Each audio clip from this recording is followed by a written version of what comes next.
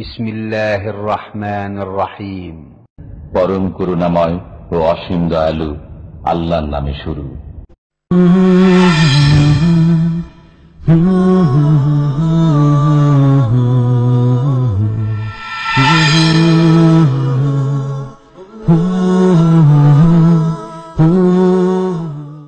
ومن أحسن قولا ممن دعا إلى الله وعمل صالحا وقال إنني من المسلمين বিসমিল্লাহির রহমানির রহিম। পরম করুণাময় ও অসীম দয়ালু আল্লাহর নামে শুরু।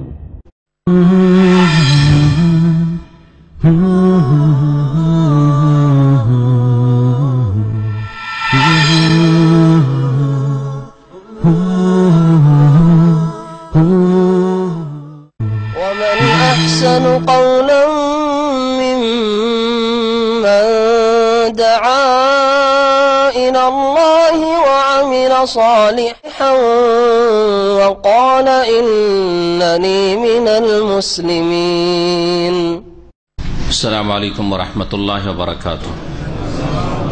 إن الحمد لله نحمده ونستعينه ونستغفره ونعوذ بالله من شرور أنفسنا ومن سيئات أعمالنا من يهده الله فلا مضل له ومن يضلل فلا هادي له وأشهد أن لا إله إلا الله وحده لا شريك له وأشهد أن محمدا عبده ورسوله صلى الله تعالى عليه وعلى آله وصحبه وسلم تسليما كثيرا. أما بعد فقد قال المؤلف رحمه الله تعالى عن عبد الله بن مسعود رضي الله تعالى عنه قال قال لنا رسول الله صلى الله عليه وسلم يا معشر الشباب من استطاع منكم الباءة فليتزوج فإنه أغض للبصر وأحسن للفرج ومن لم يستطع فعليه بالصوم فإنه له وجاء متفق عليه. মহান আল্লাহর সমস্ত প্রশংসা যে আল্লাহ পাক রব্বুল আলামিন মানুষকে সৃষ্টি করেছেন। এই মানুষের যে কোনো প্রয়োজন সম্পর্কে আল্লাহ পাক রব্বুল আলামিন সবচেয়ে বেশি ভালো জানেন, যার ফলে তাদের প্রয়োজনগুলি যাতে মেটানো সম্ভব হয় সেই জন্য আল্লাহ রাব্বুল আলামিন মানব জাতিকে বিবাহের বিধান দান করেছেন। বিবাহের বিধান দান না করে যদি আল্লাহ পাক ছেড়ে দিতেন মানুষকে, তাহলে মানুষ আর বনি আদম মানুষ থাকতো না, পশুর চাইতে নিকৃষ্ট হয়ে যেত। আর যারা এই বিবাহের আল্লাহ পাকের এই আদর্শকে নাজিলকৃত আদর্শকে সুন্নাত, যে সুন্নাতের উপর আম্বিয়া রসুলগণকে আল্লাহ পাক রব্বুল আলামিন রেখেছেন, উপেক্ষা করেছে, বিবাহ ছাড়াই অবিবাহিত থাকার চেষ্টা করেছে অথবা বিবাহ ছাড়া অন্য কোনো পথ অবলম্বন করেছে, উলাইকা কাল আনআম বাল হুম আদাল, তারা চতুষ্পদ জন্তুর মতো এবং তার চাইতে বেশি অধম নিকৃষ্ট। সালাত এবং সালাম নাজিল হোক মুহাম্মদ রাসূলুল্লাহ সাল্লাল্লাহু আলাইহি ওয়াসাল্লামের উপর এবং সমস্ত আম্বিয়া রাসূলগণের উপর, যাদের সুন্নাত হচ্ছে বিবাহ শাদী করা, তারা সকলেই বিবাহ শাদী করেছেন। আমাদের জুমার এই এশা পরে যে বুলুগুল মারামের ধারাবাহিক হাদিসের দর্স হয়, ক্লাস হয়, তাতে কিতাবুন নিকাহ থেকে আমরা এখন গত সপ্তাহ থেকে শুরু করেছি বিবাহ পর্ব। বিবাহ সম্পর্কে যে হাদিসগুলি বুলুগুল মারাম ইমাম হাফেজ ইবনে হাজার রহমতুল্লাহ আলাইহির কিতাবে রয়েছে, সেগুলির আলোকে বিবাহের মাসাইলগুলি আমরা পেশ করার চেষ্টা করব। এছাড়াও যেগুলি হাদিসে হয়তো আসে নাই কিন্তু সেগুলি অন্য হাদিসে রয়েছে, হাদিস আসে নাই মানে এই হাদিসে আসে নাই, বুলুগুল মারামের হাদিসগুলিতে নেই হয়তো, কিন্তু অন্য অন্য হাদিসে অথবা কোরআন কারীমের আয়াত থেকে ইস্তেমবাদ করা হয়েছে, সেগুলি একজন মুসলিমের জানা জরুরি। এই মাসআলা সম্পর্কে সেগুলিকেও পেশ করার চেষ্টা করব, যাতে করে জানতে পারেন যে ইসলামের বিবাহ কত সহজ এবং ইসলামের বিবাহ কত পবিত্র, ইসলামের বিবাহকে কত জটিল আজকালকার মুসলিমরা করে দিয়েছে, কত মুশকিল আর ব্যয়বহুল করে দিয়েছে। প্রথম হাদিস আজ কি, গত সপ্তাহে আমাদের শুধু ভূমিকায় ছিল বিবাহ সম্পর্কে। আব্দুল্লাহ বিন মাসউদ রাদিয়াল্লাহু তাআলা আনহু থেকে বর্ণিত, নবী করিম সাল্লাল্লাহু আলাইহি সাল্লামের মক্কার সবচাইতে পুরাতন বলা যেতে পারে কয়েকজনের মধ্যে একজন সাহাবী, তিনি বলছেন ক্বালা লানা রাসূলুল্লাহ সাল্লাল্লাহু আলাইহি সাল্লাম, আমাদেরকে উদ্দেশ্য করে রাসূলুল্লাহ সাল্লাল্লাহু আলাইহি সাল্লাম বললেন, ইয়া মাশারাশ শাবাব, হে যুবকের দলেরা বা হে যুবকের দল। মাশার মানে হচ্ছে জামাত, দল। আর শাবাব শাবুনের বহু বচন, শাবুন এক বচন, একজন যুবক, আর শাবাব হচ্ছে বহু বচন। বহু বচন শাবাব ছাড়া সুব্বানও হয়, শাবুনের দুটি বহু বচন বা জামা হয়ে থাকে।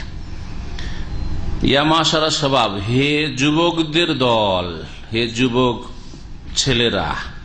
মানিস্তাতা মিনকুমুল বাতা, এখানে শুধু যুবক ছেলেদেরকে বলা হয়েছে, মেয়েদেরকে সম্বোধন করা হয়নি, কারণ বিয়ের জন্য চেষ্টা করবে ছেলেরা, আর যখন বিয়ের জন্য যুবকরা চেষ্টা করবে তখন যুবতীদেরকে সন্ধান করবে যে কোনটা আমার জন্য উপযুক্ত।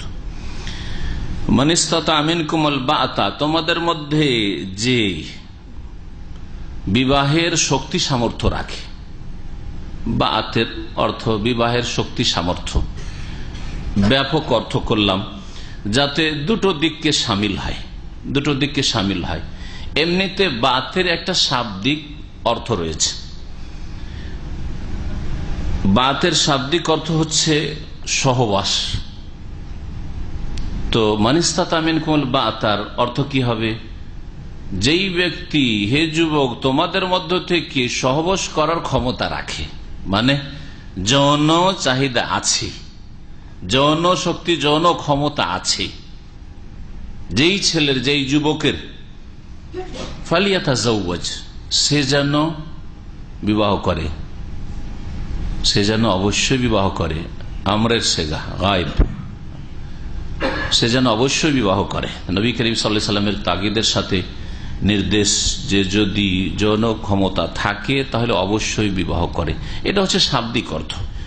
কিন্তু এখানে এই অর্থই যথেষ্ট নাই, কারণ পরবর্তীতে বলা হচ্ছে কারো যদি ক্ষমতা না থাকে তো সে যেন কি করে, সিয়াম পালন করে, রোজা রাখে।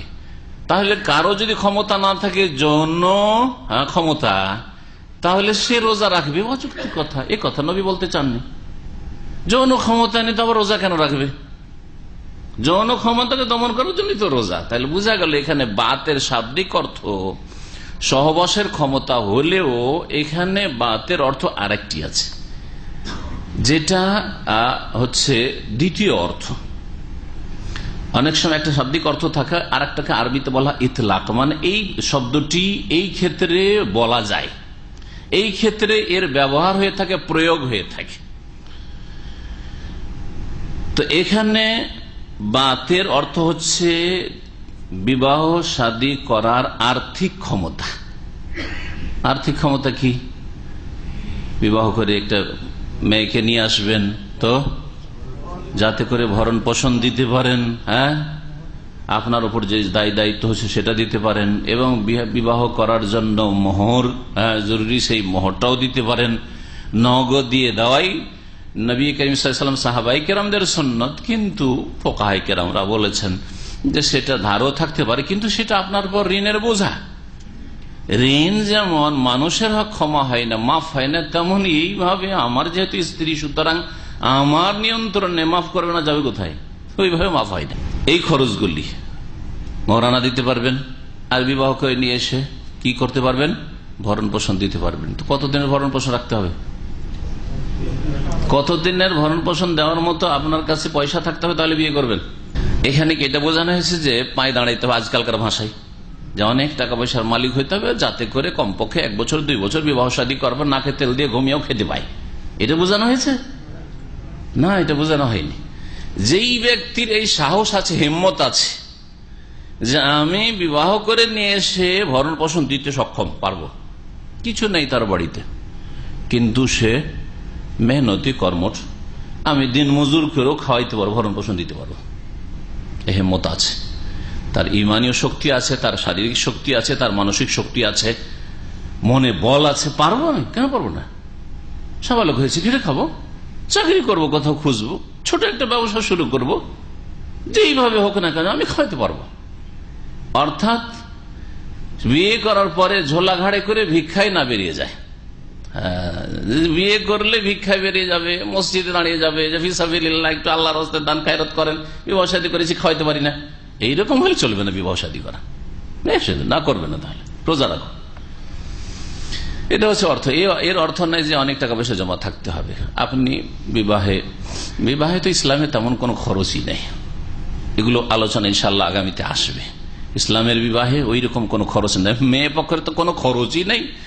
ছেলে পক্ষের মোহর নগদ দেওয়ার একটা খরচ রয়েছে, সেটাও যে কোনো পরিমাণের হইতে পারে, যদিও কিছু ফুকাহে কেরামদের মত পার্থক্যের সাথে তাওরও পরিমাণ যারা নির্ধারণ করেছে একটা সর্বনিম্ন, সেটাও অত্যন্ত কম। আর ওয়ালিমার খরচ রয়েছে, ওয়ালিমাও জান্নাতে মুআক্কাদা, এমন কিছু নাই যে ফরজ ছুটি গেল, ওয়ালিমা না খাওয়াইতে পারলে বিবাহ করবেন না, তাও নাই। তাহলে মানিস্তাতা মিনকুমুল বাআতা, যে তোমাদের মধ্যে ক্ষমতা রাখে, শক্তি, ইস্তিতা মানে শক্তি রাখে, ক্ষমতা রাখে। তাউন মাদ্দা, তাউন মানে ক্ষমতা হয়, যেমন তাকাত মানে ক্ষমতা হয়, তেমন তাউন মানে ক্ষমতা হয়। যেই ব্যক্তি তোমাদের মধ্যে ক্ষমতা রাখে, আল বাত, বাতের তাহলে এখন কি অর্থ করবেন? দুটোকে মিলিয়ে অর্থ করতে হবে। যৌন ক্ষমতার সাথে সাথে, যৌন ক্ষমতা আছে আর তার সাথে সাথে ভরণ পোষণের ক্ষমতা আছে, বিবাহের খরচের ব্যবস্থা আছে। বিবাহের খরচ আজকালকার আমাদের দেশে 5-10 লাখ টাকা না হলে বিবাহ হয় না, ওই খরচের কোনো প্রয়োজন নেই। ওটা ইসলামিক বিবাহ না, গায়ের ইসলামিক বিবাহ। লাখ লাখ টাকা মোহর, লাখ লাখ রিয়াল মোহর না হইলে যেমন এই দেশে বিবাহ হয় না। কুসংস্কার এটি, যদিও মহারানার ক্ষেত্রে বেশি দেওয়া জায়েজ আছে, না জায়েজ নয়, কিন্তু কুসংস্কার, এর জন্য বিবাহে বাধা সৃষ্টি হবে, এটা কুসংস্কার এখানকার। ঠিক তেমনি আমাদের দেশে মেয়ে পক্ষের বোঝা, তারপরে ছেলে পক্ষের বিয়ে শাদী করলে বংশধরকে, আত্মীয় স্বজনকে ডাকতে হবে, বিশাল একটা খরচ আছে, এই ভাড়া নিতে হবে, সেই ভাড়া নিতে হবে, সবগুলি গায়ের ইসলামী কাজ। ব্যাস এতটুকু লাগবে। যৌন শক্তি আছে, যৌন চাহিদা আছে, যার কারণে গুনাহের আশঙ্কা যে কোনো সময় আছে একজন যুবকের। আর তার সাথে সাথে ভরণ পোষণ দিতে পারবো, মহারানা দিতে পারবো, সংসার চালিয়ে নিতে পারবো, একটা মেয়েকে বিবাহ করে নিয়ে এসে একটা ঘর দিতে পারবো, মান ইজ্জতের সাথে রাখতে পারবো। ঘর কাঁচা ঘর হলে চলবে না, পাকা ঘরই হইতে হবে নাকি? ইটের বাড়ি হইতে হবে না, তাও না, এটা ঘর দিতে পারবো, রাস্তাঘাটে ফেলে রাখবো না, গাছের তলায় ফেলে রাখবো না, এতটুকু ক্ষমতা থাকলে হলো। তাহলে বিয়ে করার আগে একটা যুবকের একটা কমপক্ষে একটা কক্ষের ব্যবস্থা, বাপের বাড়ি থাকে একটা কক্ষের ব্যবস্থা লাগবে। এটা রুমও নেয়, বিয়ে করে নিয়ে বসে আছেন, কোথায় উঠাবেন? মায়ের ঘরে উঠাবেন না ভাইয়ের ঘরে উঠাবেন? ঠিক না? তাহলে এইগুলো হচ্ছে সর্বনিম্ন ক্ষমতা, যেন একটা ঘরে নিয়ে এসে উঠাইতে পারবো, রাখতে পারবো। যদি এই দুটি ক্ষমতা থাকে, যৌন ক্ষমতার সাথে যদি বিবাহের ক্ষমতা থাকে, তো নবী করিম সাল্লাল্লাহু আলাইহি ওয়াসাল্লাম বলছেন ফালিয়াতাজাওয়াজ, সেই যুবক যেন অবশ্যই বিয়ে করে। ফাইন্নাহু আগাদ্দু লিল বাসার, কেন? বিয়ের উপকারিতা কি? নবী করিম সাল্লাল্লাহু আলাইহি ওয়াসাল্লাম বলছেন যে নিঃসন্দেহে এই বিবাহ দৃষ্টিকে অধিক নত করে দেয়। আগাদ্দু, দৃষ্টিকে বেশি নত করে দেয়। দৃষ্টি নত করার চেষ্টা করছেন কিন্তু নত হচ্ছে না, তারপরে শয়তান সুযোগ পাচ্ছে যে দেখি কেমন লাগে। বিবাহ করে নিলে আমার ঘরেই তো আছে, আরে দেখারই প্রয়োজন, সব রকম করে দেখবো, যেমন ভাবে ইচ্ছা দেখবো, যতটা ইচ্ছা দেখবো, সব আল্লাহ জায়েজ করেছেন, আমার ঘরে আছে, আমি কেন তাকাতে যাবো এদিকে? আগাদ্দু লিল বাসার, দৃষ্টি নত হয়ে যাবে। তবে ঈমানী শক্তি থাকতে হবে। ঈমানী শক্তি যদি জিরোতে থাকে তাহলে 4টা বিয়ে করেও দৃষ্টি নত হবে না। লুচ্চা চরিত্রের লোকদের যেমন চরিত্র, যতই বিবাহ শাদী করুক আর যতই সুন্দরী স্ত্রী থাকুক, তারপর রাস্তাঘাটে দেখতে ইচ্ছা করবে। শয়তান এদের গ্রাস করে ফেলেছে। কিন্তু একজনের ঈমানী শক্তি যদি থাকে, ঈমানী শক্তি থাকা সত্ত্বেও ঈমানের কখনো কখনো দুর্বলতা চলে আসে, নিচে নামে ওপরে উঠে, আল ঈমান ইয়াজিদু ওয়া ইয়ানকুসু, বাড়ে কমে। সুতরাং একজন ভালো মানুষ, ঈমানদার মানুষের নজর চলে যেতে পারে। বিয়ে শাদী করে নিলে আগাদ্দু লিল বাসার, স্ত্রীর সাথে থাকলে দৃষ্টি নেমে যাবে, নত হয়ে যাবে। ওয়া আহসানু লিল ফারজ, আর লজ্জা স্থানের, আহসানু লিল ফারজ, লজ্জা স্থানের সুরক্ষা, অধিক সুরক্ষা হবে। হিসনুন মানে দুর্গ, কেল্লা, ওখান থেকে আহসান, সিন দিয়ে নাই, সিন দিয়ে হাসান মানে সুন্দর ভালো, তাই না? কিন্তু সদ দিয়ে হা সদ নুন, হ্যাঁ হাসান, হিসনুন থেকে, হিসনুন মানে কি হয়? কেল্লা, দুর্গ। তো আহসান অধিক সুরক্ষার ব্যবস্থা হবে, কেল্লাতে কি করা হয়? সুরক্ষিত রাখা হয়। এই হচ্ছে বিবাহের উপকারিতা। বিবাহ করলে যে যৌন সম্পর্কীয় গুনাহগুলি হয়ে থাকে, যৌন সম্পর্কীয় গুনাহগুলি হয়ে থাকে, দুপুরে তাফসিরে বেশ কিছু ইঙ্গিত তৈরি করেছিলাম। একজন মানুষ, পুরুষ হোক আর নারী হোক, বিবাহ শাদী না করলে গুনাহ হতে পারে। যে গুনাহগুলি হতে পারে জিনা, সমকামিতা, অথবা ব্লু ফিল্ম দেখা, দেখতে মজা লাগা, মহিলার দিকে নজর দিতে মজা লাগা, তারপরে কিছুই যদি এগুলি না হয় তো হস্তমৈথুন করে যৌন ক্ষুধাকে দমন করা, এগুলি যুবকদের দ্বারা এই গুনাহগুলি হয়ে থাকে। বিবাহ শাদী করলে এই গুনাহগুলি হবে না, হস্তমৈথুন হবে না, স্ত্রী আছে, ঠিক না? অমাল্লাম ইয়াস্তাতে, আর কেউ যদি সক্ষম না হয়, কিসে সক্ষম না হয়? আর্থিক দিক থেকে সক্ষম না হয়, যৌন ক্ষুধা আছে, এখানে বলতে হবে যৌন ক্ষুধা তো আছে, এখানে দুটো শক্তি বলা যাবে না। অমাল্লাম ইয়াস্তাতিল বাতা মানে আন্নাফাকাতা, যেই ব্যক্তি ভরণ পোষণের ক্ষমতা রাখে না, আমি বিয়ে করে সংসার চালাতে পারবো না, হিম্মত নেই যে 2 পয়সা ইনকাম করে নিয়ে আসতে পারবে। যদি কেউ সক্ষম না হয়, অথবা এখনো ছাত্ররা যারা লেখাপড়া করছেন, শুধু ওইগুলো না বলে বাস্তবের কিছু এতে আসি। আজকালকার জামানা যে সমস্যাটা, আজকাল একজন ছেলেকে পড়াশোনা করার জন্য কমপক্ষে 25 বছর, গ্রাজুয়েশন করার জন্য মোটামুটি 22 বছর, আর তারপরে একটু কাজে লাগবে, আর গ্রাজুয়েশন করেও আজকাল হয়তো ভালো কাজ পাওয়া যায় না, সেজন্য তার সাথে সাথে মাস্টার্স করা, তাহলে 25 বছর ধরে নিতে, কমপক্ষে 25 বছর ধরতে হবে, ঠিক না? এই 25টা বছর 15 বছরে সাবালক হয়েছে, বরং তার আগে থেকে যৌন ক্ষুধা জেগে উঠেছে, তাই না? তো এই 10টা বছর, 15 থেকে 25 বছর কিভাবে কাটাবে? একটা ছেলে 15 বছর 16 বছরে যদি বিয়ে করতে চায় তো পারবে না, সামলাতে পারবে না। যদিও তার যৌন ক্ষুধার তাড়নায় বিয়ে করতে চাইছে, কিন্তু কাজে লাগিয়ে দিলে কাজ করতে পারবে না, তার মধ্যে স্থিরতা আসবে না, তার মধ্যে ওই জ্ঞান বুদ্ধিও হয়নি, যার ফলে তারপরে পড়াশোনার এইটা একটা সময়, এই সময়টা লেখাপড়া না করলে সারা জীবনটা কষ্ট করতে হবে, তাকেও কষ্ট করতে হবে, তার বিবিকেও কষ্ট করতে হবে, তার ছেলে মেয়েকেও কষ্ট করতে হবে। হচ্ছে না? হচ্ছে না? যারা লেখাপড়া করেননি আর কষ্টের কাজ করছে তারা ভালো করে বুঝতে পারছেন। যারা লেখাপড়া করেননি, কাজ বেশি কষ্টের করেন, পয়সা বেশি না পেয়ে কম পান, আর যারা লেখাপড়া করেছেন কাজ হালকা করেন, অল্প কাজ করেন, আবার পয়সা বেশি পান। দুনিয়ার দিক থেকে দেখলেও তো লেখাপড়ার দুনিয়ার উপকারিতা রয়েছে, দিনের উপকারিতা, আল্লাহর দিন শিখলে তো অবশ্যই আছে, তার সাথে সাথে দুনিয়াকে আল্লাহ উপেক্ষা করতে পারে, দুনিয়াও শিখতে বলেছেন, কিন্তু সেটা 2 নম্বরে। 1 নম্বরে আপনার দিন শিখতে হবে, ওয়াহি শিখতে হবে, কোরআন এবং হাদিস শিখতে হবে, আল্লাহকে জানতে হবে, আল্লাহ রাসূল সাল্লাল্লাহু আলাইহি ওয়াসাল্লামকে জানতে হবে, আল্লাহর দিন সম্পূর্ণ দিনের আহকাম বিধি বিধান জানতে হবে। তো কেউ যদি সক্ষম না হয় বিয়ে করতে, যেমন মাদ্রাসা, স্কুল, কলেজের ছাত্ররা বিয়ে করতে পারছে না, তো কি করবে? ফালে বিশ্বম 15 বছর 16 বছরে বিয়ে করার জন্য মেতে উঠেছে, বিয়ে না করলে থাকতে পারছে না। 18 বছর, 20 বছর, 22 বছর বা 24-25 বছর বিয়ে শাদী এখনো করতে পারছে না। আমার দেশে অনেকে আছে এর চাইতেও বেশি বয়স হয়েছে, বিয়ে করার মতো তার কাছে ইনকাম আছে বা ক্ষমতা আছে, তারপরে তার বাপ মায়ের কারণে বিয়ে করতে পারে না। বাপ মা জাহেল না হয় জালেম। আল্লাহ কোরআনে এই 2টি গুণ একটি আয়াতে বলেছেন, যে আয়াতটায় আসমান জমিন পাহাড়কে আল্লাহ শরীয়তের দায়িত্ব দিতে চাইছেন, আমানত খুশব নিতে চাইনি। ইন্না আরাদনা আল আমানাত আলাস সামাওয়াতি ওয়াল আরদি ওয়াল জিবাল ফাআবাইনা ইয়াহমিলনাহা ওয়া আশফাকনা মিনহা ওয়া হামালাহাল ইনসান ইন্নাহু কানা জালুমান জাহুলা। সুবহানাল্লাহ। কোরআনে কারীম শুধু তরজমা পড়লে হবে না, আর কোরআনে কারীমে তেলাওয়াত করে আর হাফেজ হয়ে তো মোটেই হবে না। এটা প্রথম কদম আপনার, কোরআনে কারীমের গভীরতা আপনি ঢুকেন, যে আমাদের সমাজের যেসব বাপ মা হয় জালেম না হয় জাহেল, তারাই ছেলে মেয়েদের উপর জুলম করে। তার মেয়েগুলির বিয়ে হয়নি, সেই জন্য ছেলের বিয়ে দেবে না, ঠিক না? ছেলে চাকরি পায়নি, সরকারি লেখাপড়া করেছে, সেই জন্য বিয়ে দেবে না। ছেলে বিদেশে আসতে পারেনি, কাজে লাগতে পারেনি, বলছে আব্বা আমি খেটে খাবো, আমি ব্যবসা বাণিজ্য কিছু করবো, খেতে পারবো আমি করে, তারপরে বিয়ে দেবে না।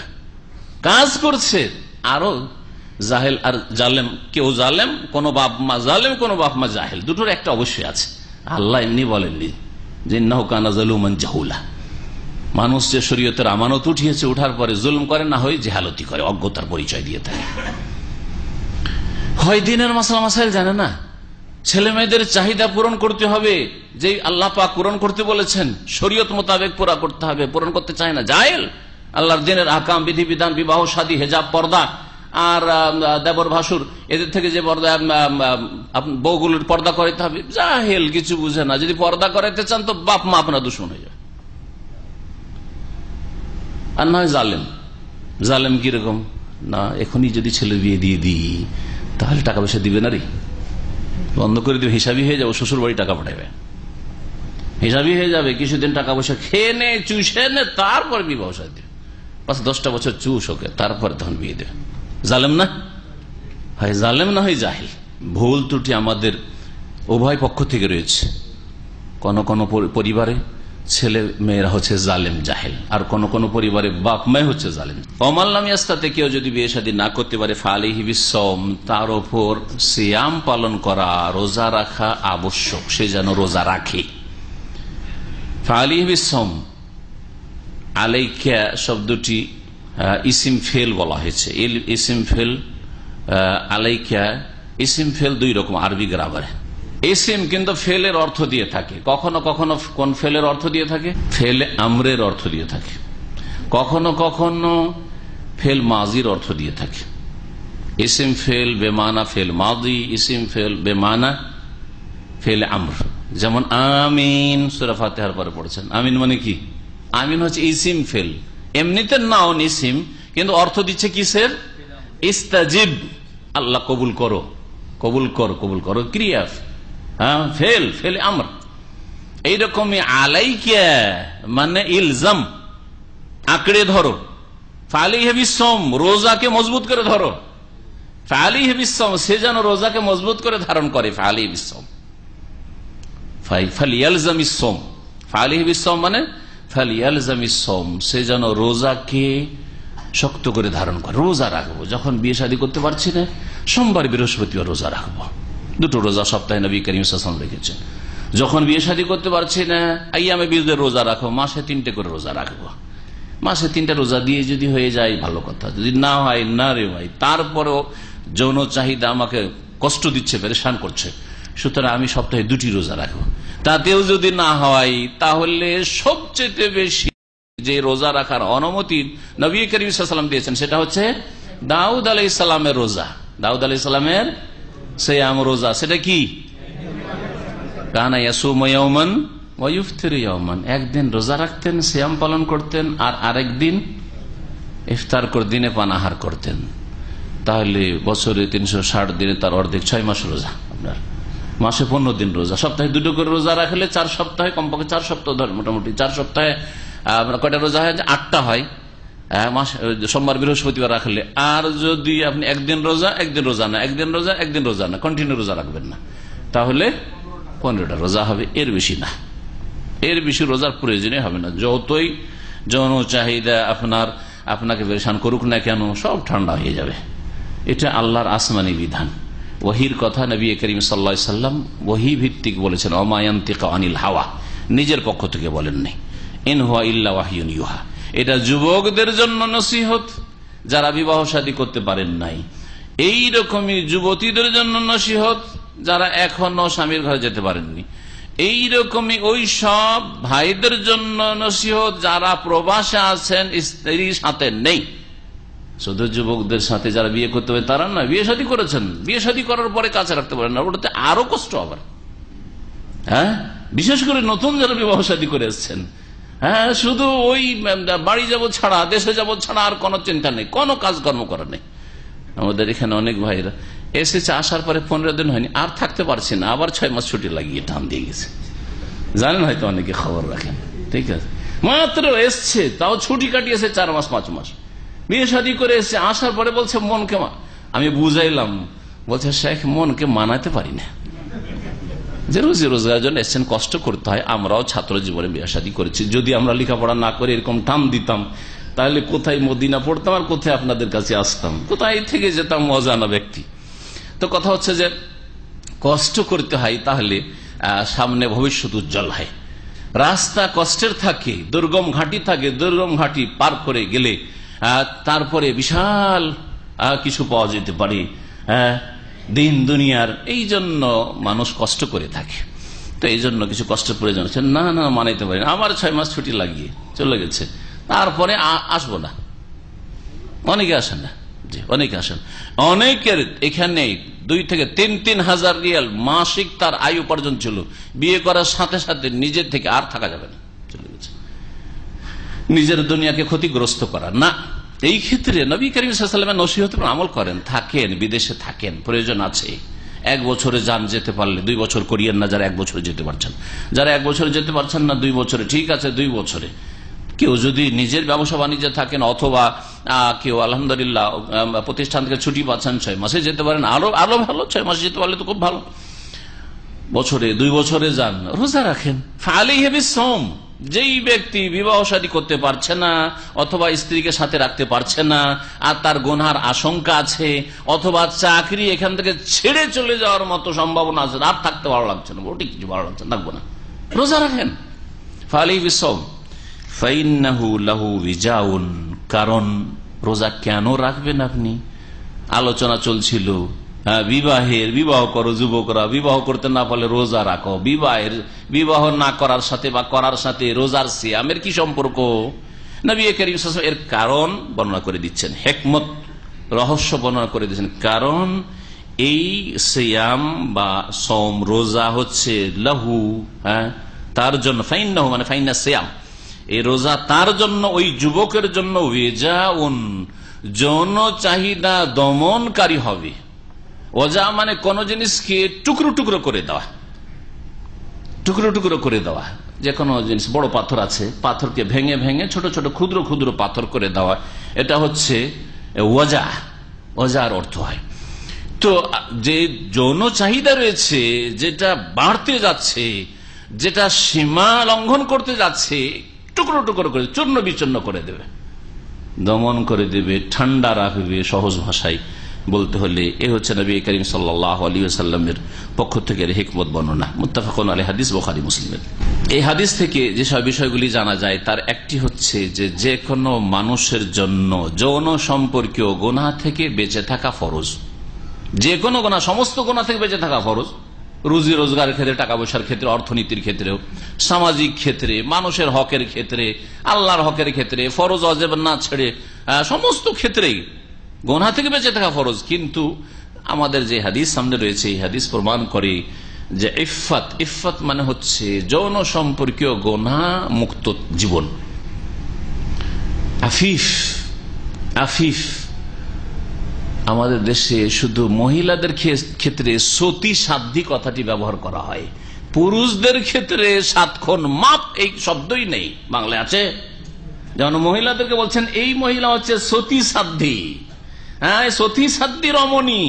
পুরুষদের ক্ষেত্রে কোন টার্মটা আছে? আছে কোন টার্ম?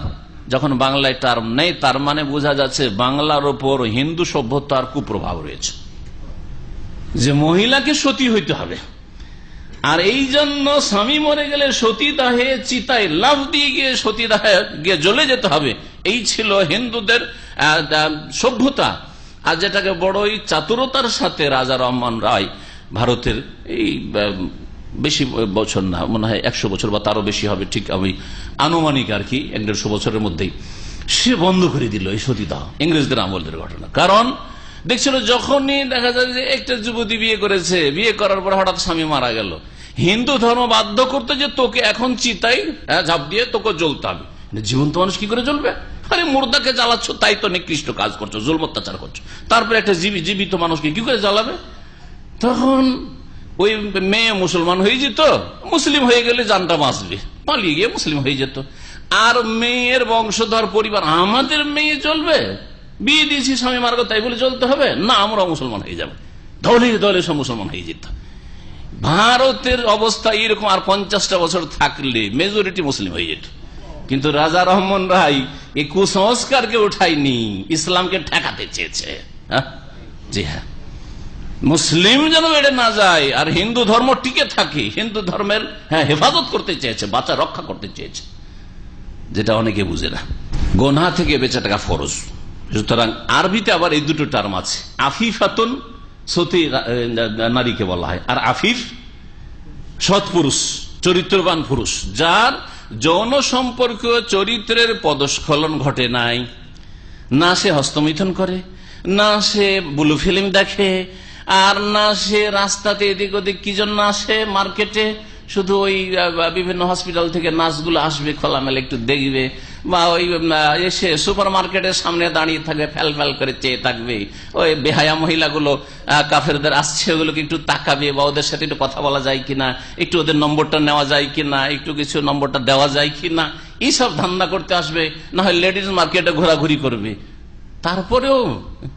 তারপরে আমাদের সমাজে একজন যুবকের যদি 2-4-5টা মেয়ের সাথে ভাবসাব থাকে, প্রেম থাকে, তারপরে ওর বিয়ে ঠিকই হচ্ছে, ওকে মেয়ে বোন ঠিকই দিচ্ছে, আর ওকে চরিত্রহীন কেউ তেমন বলেন না, করেছে যৌবনকালে করেছে। কিন্তু একটা মেয়ে সম্পর্কে সামান্য যদি একটু জানতে পারি, যেন কোনো একটা ছেলের সাথে, যুবকের সাথে একটু ভাবসাব ছিল, প্রেম ছিল, আর কি বিয়ে করা যায়?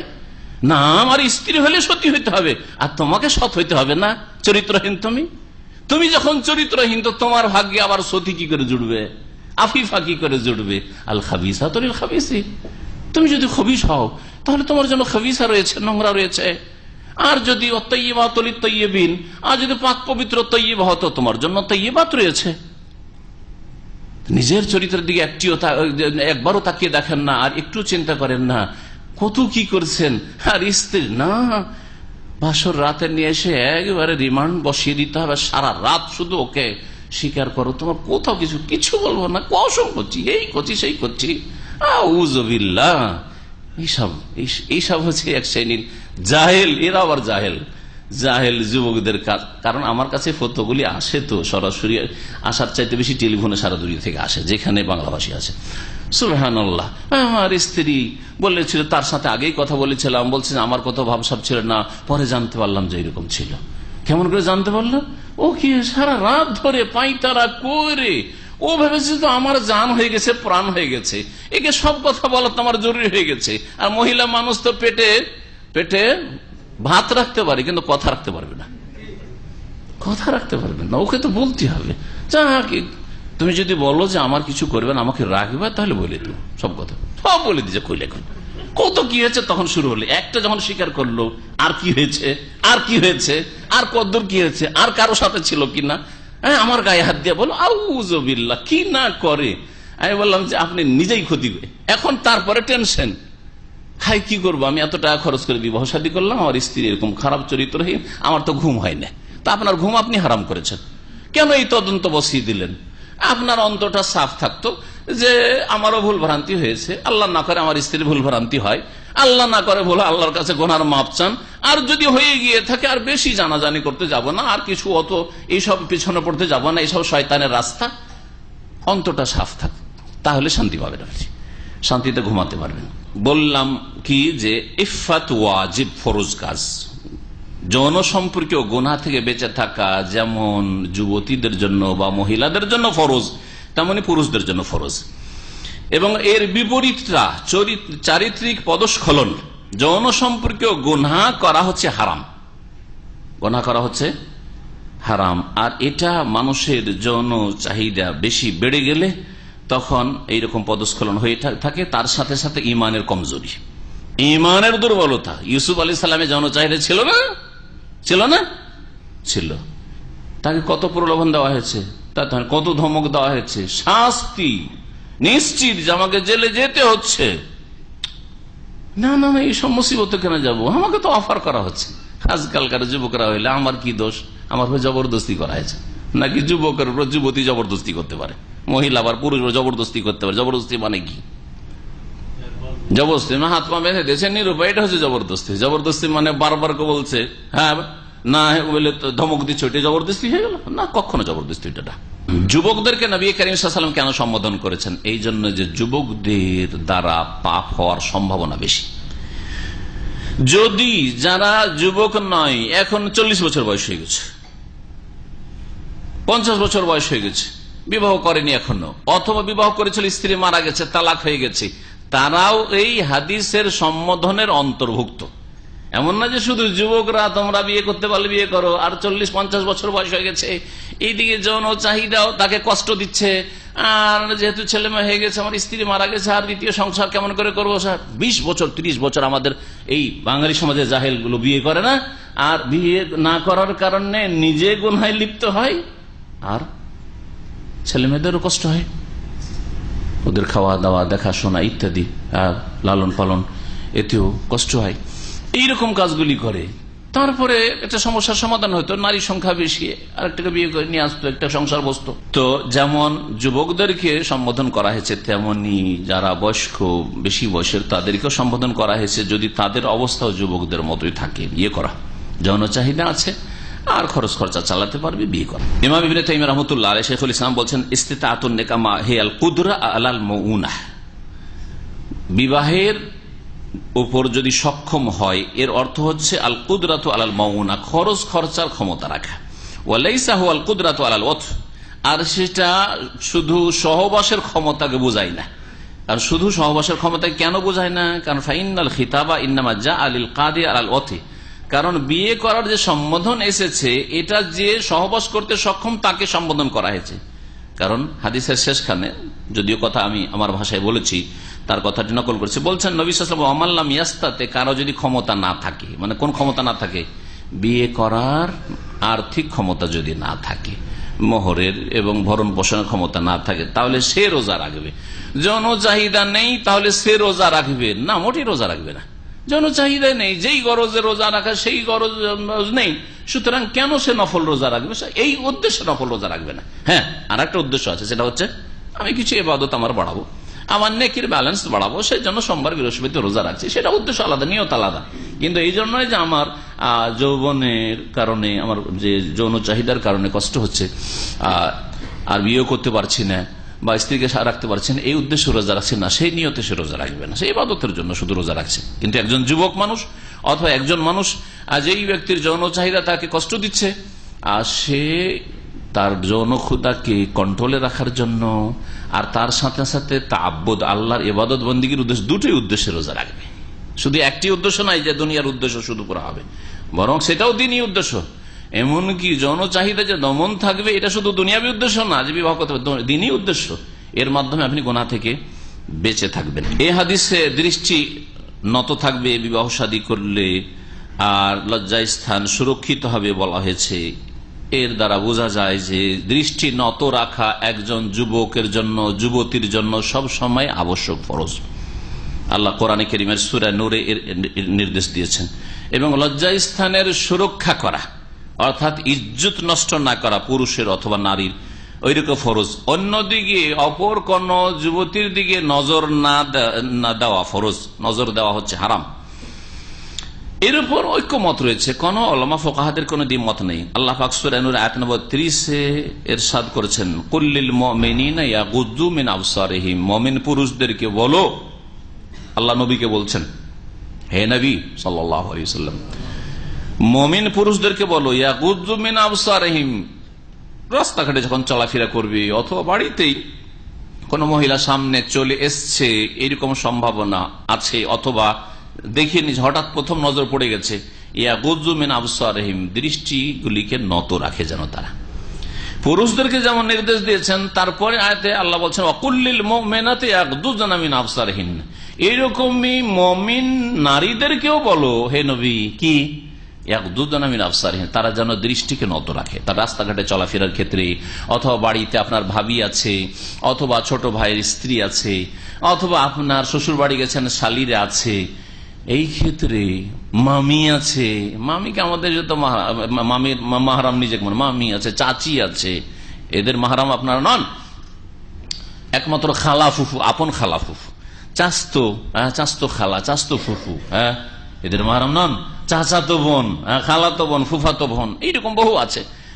অহরহ নজর পড়ার সম্ভাবনা বেশি, কি করতে হবে? মামার বাড়ি গেছেন আর পর্দা নেই সেখানে, হ্যাঁ, অথবা মামার বাড়ি থেকে মামাতো বোনেরা এসছে, খালাতো বোনেরা এসছে, ফুফাতো বোনেরা এসছে আপনার বাড়ি, কি করবেন আপনি? বাড়িতে রাত দিন আপনার ভাবি আছে, তাকাইতে থাকবেন সেই জন্য না? ইয়াগুদ্দু মিন আবসারিহিম, পুরুষও দৃষ্টি নত রাখবে আর মহিলাদেরকে আল্লাহ বলছেন তোমরাও দৃষ্টি নত রাখো। আবার এরকম হলে হবে না যে পুরুষ যেন না তাকায় আর মহিলা ঠিকই তাকাচ্ছে। অনেক মহিলা আছে এখানকার পরিবেশে হয়তো বোরকা পরে, আমাদের দেশে তো ওই রকম মহিলারা বোরখারি ধার না, কিন্তু এখানে যারা দিনের দিক থেকে ইমানের দিকটা কমজোর, হয়তো সামাজিক কারণে বোরখা পরে, একটা অভ্যাস, এখানে ট্রেডিশন, কিন্তু অন্তরে ইমান নেই। দেখা যাচ্ছে আপনি হয়তো গাড়ি নিয়ে যাচ্ছেন, রাস্তা দিয়ে চলছেন, আপনি তাকাচ্ছেন না, কিন্তু সে তাকাচ্ছে না, তার জন্য সেটা জায়েজ না। যেমন আপনার জন্য জায়েজ নয় কোন যুবতীর দিকে তাকানো বা কোন মহিলার দিকে তাকানো, ঠিক তেমনই মহিলার জন্য জায়েজ নয় যে তাকিয়ে থাকবে এইভাবে। শুধু একটি নজর জায়েজ করা হয়েছে। একটি নজর কি করা হয়েছে? সেটা কয় মিনিটের হবে? একটা নজর পড়বে, জায়েজ কয় মিনিটের? সেটা 1 মিনিট চলবে, আধা মিনিট, 30 সেকেন্ড। সেই নজরটিকে কি বলা হয়েছে হাদিসে বলতে পারেন? সোয়েলা রাসূলুল্লাহ আন নাজরিল ফাজআতুন মানে আকস্মিক নজর পড়ে যাওয়া, হঠাৎ করে নজর পড়ে যাওয়া। ফাজআতুন মানে হঠাৎ করে। আপনি কল্পনা করতে পারেন যেখান থেকে একটা মহিলা হঠাৎ বেরিয়ে আসবে। আপনি কল্পনা করতে পারেন যে এই রুমের মধ্যে আমার ভাবি বসে আছে, হ্যাঁ, বা আমার শালি বসে আছে, দরজা খুলেছেন, নজর পড়েছে, সাথে সাথে নজর নিচে করে সরে যান আপনি ওখান থেকে। নাজরিল ফাজআহ, হঠাৎ করে যদি নজর পড়ে যাই, আমারানি, তখন আমাকে বললেন আন আসরিফা বাসারি, সাথে সাথে যেন দৃষ্টি ফিরিয়ে নিয়ে, সাথে সাথে ফিরিয়ে নিয়ে। নবী সাল্লাল্লাহু আলাইহি ওয়াসাল্লাম বলেছেন লা তুতবিন নাজরাতান নাজরা। আরেকটি হাদিস রয়েছে, একবার নজর পড়ে গেছে, নজরটা লম্বা করে দিও না, নজর দিতে থাকিও না। দেখি আচ্ছা নজর পড়ে গেছে তো একটু, যখন পড়ে গেল একটু দেখিনি ভালো করে, কেমন, কোনদিন দেখিনি, হ্যাঁ, না। লা তুতবিন নাজরাতান নাজরা, এক নজর পড়ে আরেক নজর দিও না, সাথে সাথে ফাইন্না লাকাল উলা, প্রথম অনিচ্ছাকৃত, আল উলা মানে অনিচ্ছাকৃত যে নজরটা পড়ে গেছে সেটা তোমার জন্য বৈধ, সেটাতে কোনো গুনাহ নেই। যে দেখলো তারও গুনাহ নেই, যাকে দেখলো তারও গুনাহ নেই। ওয়ালাইসাত লাকাল আখিরা, কিন্তু দ্বিতীয়বার ইচ্ছা করে যখন নজরটা পড়েই গেল তো এক নজর দৌড়ি দিয়ে, হ্যাঁ, এটা জায়েজ না। ওয়ালাইসাত লাকাল আখিরা, দ্বিতীয় নজর তোমার জন্য জায়েজ নয়। আল্লাহ রাব্বুল আলামিন সূরা মুমিন আয়াত নম্বর 5 বলেছেন ওয়াল্লাযীনা হুম লিফুরুজিহিম হাফিজুন, জান্নাতি, জান্নাতুল ফিরদৌসের ওয়ারিস কারা? যারা জান্নাতুল ফিরদৌসের ওয়ারিস, তাদের কয়েকটি গুণ বৈশিষ্ট্য সূরা মুমিনের শুরুতে কয়েকটি আয়াতে বর্ণনা করা হয়েছে, প্রায় 9-10টা। তার মধ্যে একটি হচ্ছে যারা লজ্জা স্থানের সুরক্ষা করে, হেফাজত করে। লজ্জা স্থানের হেফাজত কেমন বললাম একটু আগে, পুরুষ হোক আর নারী হোক, যারা লজ্জা স্থানের হেফাজত করে তাদের জন্য জান্নাতুল ফিরদৌস রয়েছে। আর রোজা রাখলে, বিবাহ করলে লজ্জা স্থান হেফাজত হয়, আর বিবাহ না করতে বললে রোজা রাখলেও তাতেও সেই কাজটি হয়।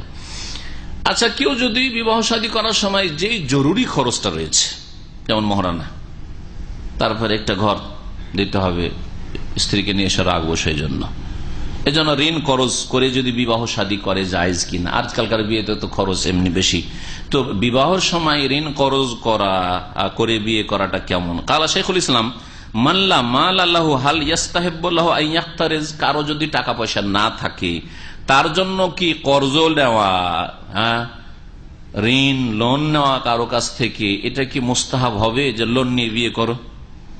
এই ক্ষেত্রে ফুকাহায়ে কেরামদের দ্বিমত রয়েছে। কেউ জায়েজ বলেছেন, কেউ বলছেন না, প্রয়োজন নেই। কারণ নবী সাল্লাল্লাহু আলাইহি ওয়াসাল্লাম বলেছেন যদি না থাকে ক্ষমতা তাহলে কি করো? রোজা রাখো। বলেননি যে ধার নিয়ে বিয়ে করো। যারা এই যুক্তি পেশ করেছে তারা বলছেন না, ধার নেবে না, চেষ্টা করুক, সচ্ছলতা নিয়ে আসার চেষ্টা করুক, কিছু পয়সা জমা করার চেষ্টা করুক। সূরা নূরের আয়াত নম্বর 33 আল্লাহ পাক ইরশাদ করেছেন ওয়ালিয়াস্তাফিফিল্লাযিনা লা ইয়াজিদুনা নিকাহান, ওই সব লোকেরা যারা বিবাহ করতে পারছে না, বিবাহ করতে সক্ষম না, আর্থিক দিক থেকে সক্ষম না, তারা যেন যৌন সম্পর্কীয় গুনাহ থেকে বেঁচে থাকে। ওয়ালিয়াস্তাফিফ, আফিফ হওয়ার চেষ্টা করে, আফিফা হওয়ার চেষ্টা করে। ওয়ালিয়াস্তাফিফিল্লাযিনা লা ইয়াজিদুনা নিকাহান, কতদিন পর্যন্ত? এই কথা বলেননি যে দেখো কোথাও ঋণ টিন পাও কিনা। আল্লাহ কি বলছেন, হাত্তা ইউগনিয়াহুমুল্লাহু মিন ফাদলিহি, যতদিন পর্যন্ত আল্লাহ তাকে অভাব মুক্ত না করে দেন, সচ্ছল না করে দেন তার অনুগ্রহে, আপনার অভাব না দূর হয়ে যায়। তাহলে চেষ্টা করতে হবে নিজের অভাব দূর করার জন্য। লেখাপড়া শেষ হয়েছে, বাড়িতে বাপের হোটেলে বসে বসে খাবেন, এটা না মোটে। তাড়াতাড়ি বেরিয়ে যান আর তলাশ করেন, এলাকায় রুজির রাস্তা খুলে। ভালো কথা না হইলে একটু দূরে চলে যান, একটু দূরে না হয় তো দেশে, না হয় বিদেশে চলে যান। কিন্তু লেখাপড়া করার পরে বসে থাকবেন বছরকে বছর, ভাই বিদেশে থাকে টাকা পাঠাচ্ছে আর বসে বসে খাচ্ছি বাপের হোটেলে আর ভাইয়ের হোটেলে, যেই ভাই ভেঙে খাচ্ছে সেই ভাই এর ছেলে মেয়েদের কখনো দেখবেন না। অধিকাংশ ভাইয়ের আজকাল যে বর্তমান অবস্থা আজকাল চলছে, তাতে এইভাবে বসে থাকা শরীয়তে এর অনুমতি নেই। পড়া শেষ হয়ে গেছে, তাড়াতাড়ি করে রুজি রোজগার লেগে যান, যা 2-4 পয়সা ইনকাম হোক, কাজে লেগে যান। তারপরে আপনার অভিজ্ঞতা এক্সপিরিয়েন্স বাড়ছে, আল্লাহ দেবে অন্য রাস্তা আবার খুলতে থাকবে। এভাবে চেষ্টা করতে। এই হাদিস থেকে ভাষ্যকার বলছেন যে আরো ইস্তেমবাত হয় যে মোহরানা দেওয়া ওয়াজিব, পুরুষকে, পুরুষ দেবে স্ত্রীকে। আর এইরকমই স্ত্রীর ভরণ পোষণও ওয়াজিব স্বামীর ওপর। কেন? কারণ সম্বোধন করা হয়েছে যুবককে, যুবতীদেরকে না, ঠিক না? তোমাদের যদি ক্ষমতা থাকে, ইস্তেতাত, ক্ষমতা যদি শক্তি থাকে, তাহলে শক্তি হচ্ছে মোহর দেওয়ার শক্তি, তাহলে মোহর দেওয়া ফরজ স্বামীর জন্য। এইরকম খরচ খরচা দেওয়া বা এই ভরণ পোষণ দেওয়া ফরজ। বিবাহের হুকুম কি? একজন যুবকের জন্য বা অবিবাহিত ব্যক্তির জন্য সাধারণ অবস্থায় বিবাহ করা হচ্ছে সুন্নাত মুআক্কাদা। নবী সাল্লাল্লাহু আলাইহি ওয়াসাল্লাম ফালিয়াতাযাওয়াজ বলেছেন, তাহলে সুন্নাত কিন্তু তাকিদ করেছেন, ফরজ ওয়াজিব নয়। সুন্নাত কিন্তু তাকিদ যেহেতু করেছেন, যে যুবক হয়েছে বিয়ে করার জন্য চেষ্টা করো, তোমার উপরে সুন্নাতে মুআক্কাদা হয়ে রয়েছে। এটা হচ্ছে সাধারণ যুবকের জন্য। বিশেষ একটি অবস্থা রয়েছে, যেই অবস্থায় বিবাহ করা ফরজ হয়ে যাবে, ফরজে আইন। সেটা কোন অবস্থা? যেই ব্যক্তি বিবাহ ছাড়াও পাপ থেকে বেঁচে আছে, অথচ যুবক সাবালক, আর বিবাহ করেনি, তারপরও তার দ্বারা পাপ হয় না, তার জন্য সুন্নাতে মুআক্কাদা। এটা হচ্ছে সাধারণ অবস্থা। এর বিপরীত কেউ যদি এমন পুরুষ হয় যার জন্য বিয়ে না করার কারণে কি হচ্ছে, গুনাহ হচ্ছে বা গুনার কাছাকাছি চলে যাচ্ছে, বারবার করে ফেরার চেষ্টা করছে, ইমানি শক্তি দিয়ে বারবার করে তওবা করে আসছে, আবার সেদিকে চলে যাচ্ছে, এই রকমের পরিস্থিতি, গুনাহ থেকে বাঁচতে পারছে না, জনসম্পর্কে যে গুনাহগুলি রয়েছে গুনাহ থেকে বাঁচতে পারছে না, তাহলে এই রকম যুবকদের জন্য বিবাহ করা ফরজ। তখন বিবাহ করা তখন ফরজ হবে। একটি অবস্থা আর বলা যেতে পারে, সেটা হচ্ছে এমন কোন পুরুষ যদি হয় যার যৌন ক্ষমতাই নেই, যৌন ক্ষমতাই নেই, পয়সা আছে, পয়সা নিয়ে সে একটা স্ত্রী না 2, 3, 4টাও রাখতে পারবে। হ্যাঁ, লাখ লাখ টাকার মালিক, কোটি কোটি টাকার মালিক, মাসে 2, 4, 5, 10 হাজার রিয়াল ইনকাম করে, হ্যাঁ, কিন্তু যৌন শক্তি নাই, বিয়ে করবে না? করবে না? হ্যাঁ, এমনি যুবক, দেখতে যুবক, মাশাআল্লাহ সুঠাম, কিন্তু যৌন শক্তি নাই, বিবাহ করবে? সুন্নাত। এর জন্য বিবাহ করা ঠিক নয়। কারণ সেই ব্যক্তির তো প্রথম কথা নিজের প্রয়োজন নেই, প্রয়োজন যৌন সম্পর্কেও তার প্রয়োজন নেই, তার সংসার গড়ার জন্য, একটা ঘর গড়ার জন্য, একটা সংসার করব, স্বামী স্ত্রী একটা জীবন কাটাবো, এইরকম একটা হয়তো প্রয়োজন সাধারণ আছে। কিন্তু বিবাহ শুধু পুরুষের প্রয়োজন নাই, হ্যাঁ, নারীদের প্রয়োজনে বিবাহ বিধান রয়েছে শরীয়তে। এখানে নারীর প্রয়োজন মিটছে না, যৌন ক্ষমতা না থাকলে ওই মহিলার প্রয়োজন মিটছে না, তার তাহসিনুল ফরজ, লজ্জা স্থানের সুরক্ষার ব্যবস্থা হচ্ছে না, তার দৃষ্টি নত করার ব্যবস্থা হচ্ছে না। সুতরাং খুব সম্ভাবনা রয়েছে ওই মহিলার দ্বারা পাপ হওয়ার। হয়তো আপনার ঘরে খাওয়া দাওয়া করে আর আপনার খরচ খরচায় চলাফেরা করে, যেহেতু আপনি পয়সাওয়ালা মানুষ, বিয়ে করে নিয়েছে, কিন্তু ভিতর তার তো যৌন চাহিদা তাকে কষ্ট দিচ্ছে, সেই চাহিদা পূরণ করার জন্য অবৈধ সম্পর্ক কারোর সাথে কায়েম করে রেখেছে। হতে পারে না? পারে না? খুব বেশি সম্ভাবনা রয়েছে। যেহেতু যেই উদ্দেশ্যটি রয়েছে নারীদের ক্ষেত্রে বিবাহের, সেই উদ্দেশ্য পূরণ হচ্ছে না, সেই জন্য বিবাহ করবেন না। তবে স্বেচ্ছায় আর একটি মাসলা তখন আসবে, কোন মহিলা যদি জানে যে এই যুবক দেখতে শুনতে তো ভালো, আর পয়সাও মাশাআল্লাহ অনেক পয়সা আছে, কিন্তু যৌন ক্ষমতা নেই, আর বিবাহের প্রস্তাব দিচ্ছে, আর ও জেনে শুনে ওকে বিবাহ করতে রাজি, জানছে যে ওর ক্ষমতা নেই, তারপর আমি ওর বিয়ে করবো, অসুবিধা নেই, আমার প্রয়োজন নেই, আর আমি গুনাহ করবো না, তখন কি হবে? হাফেজ ফতোয়া দেওয়া শুরু করলে মুশকিল। যদিও এই ক্ষেত্রে মাসলা ঠিক আছে যে যদি স্ত্রী রাজি হয়, মানে নিজের হক, তাহলে কি করলো সে নিজের হক ত্যাগ করলো, নিজের যে অধিকারটা ছিল ত্যাগ করলো, আমার প্রয়োজন নেই। তবে তার জন্য জরুরি যে গোনা থেকে বেঁচে থাকবে, গোনা থেকে বেঁচে থাকবে, গোনা নাস্তা থেকে বেঁচে থাকবে, তার দৃষ্টি নত থাকবে, ওই মহিলার এদিকে ওদিকে নজর যাবে না, মহিলার অন্য যুবকদের দিকে যাবে না, দেবর ভাসুর দিয়ে কাজ সারছে আর খাওয়া দাওয়া করছে স্বামীর ঘরে, এইরকম যাতে করে না হয়।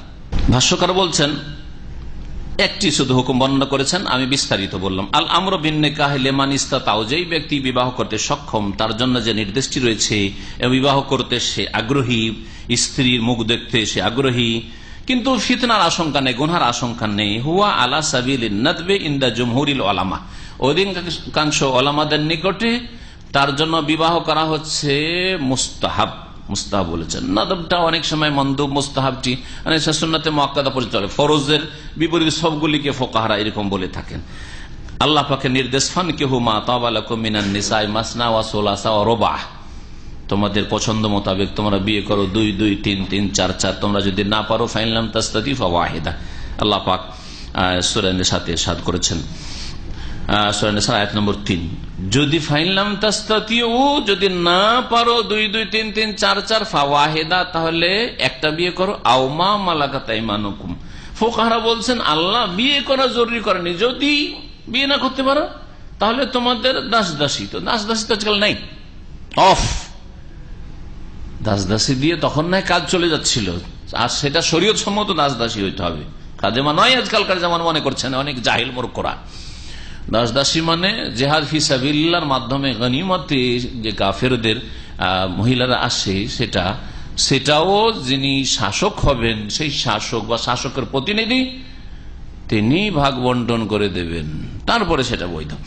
তো আল্লাহ রাব্বুল আলামিন এই বিধান কোরআনে কারীম নাযিল করেছেন যখন জিহাদ ফি সাবিলিল্লাহ বাস্তবে ছিল, তখন তার বাস্তবতা ছিল। এখন বাস্তবে জিহাদ ফি সাবিলিল্লাহ নেই বললেই চলে, সুতরাং আর এই জন্যই দাসী বা দাস প্রথা নেই।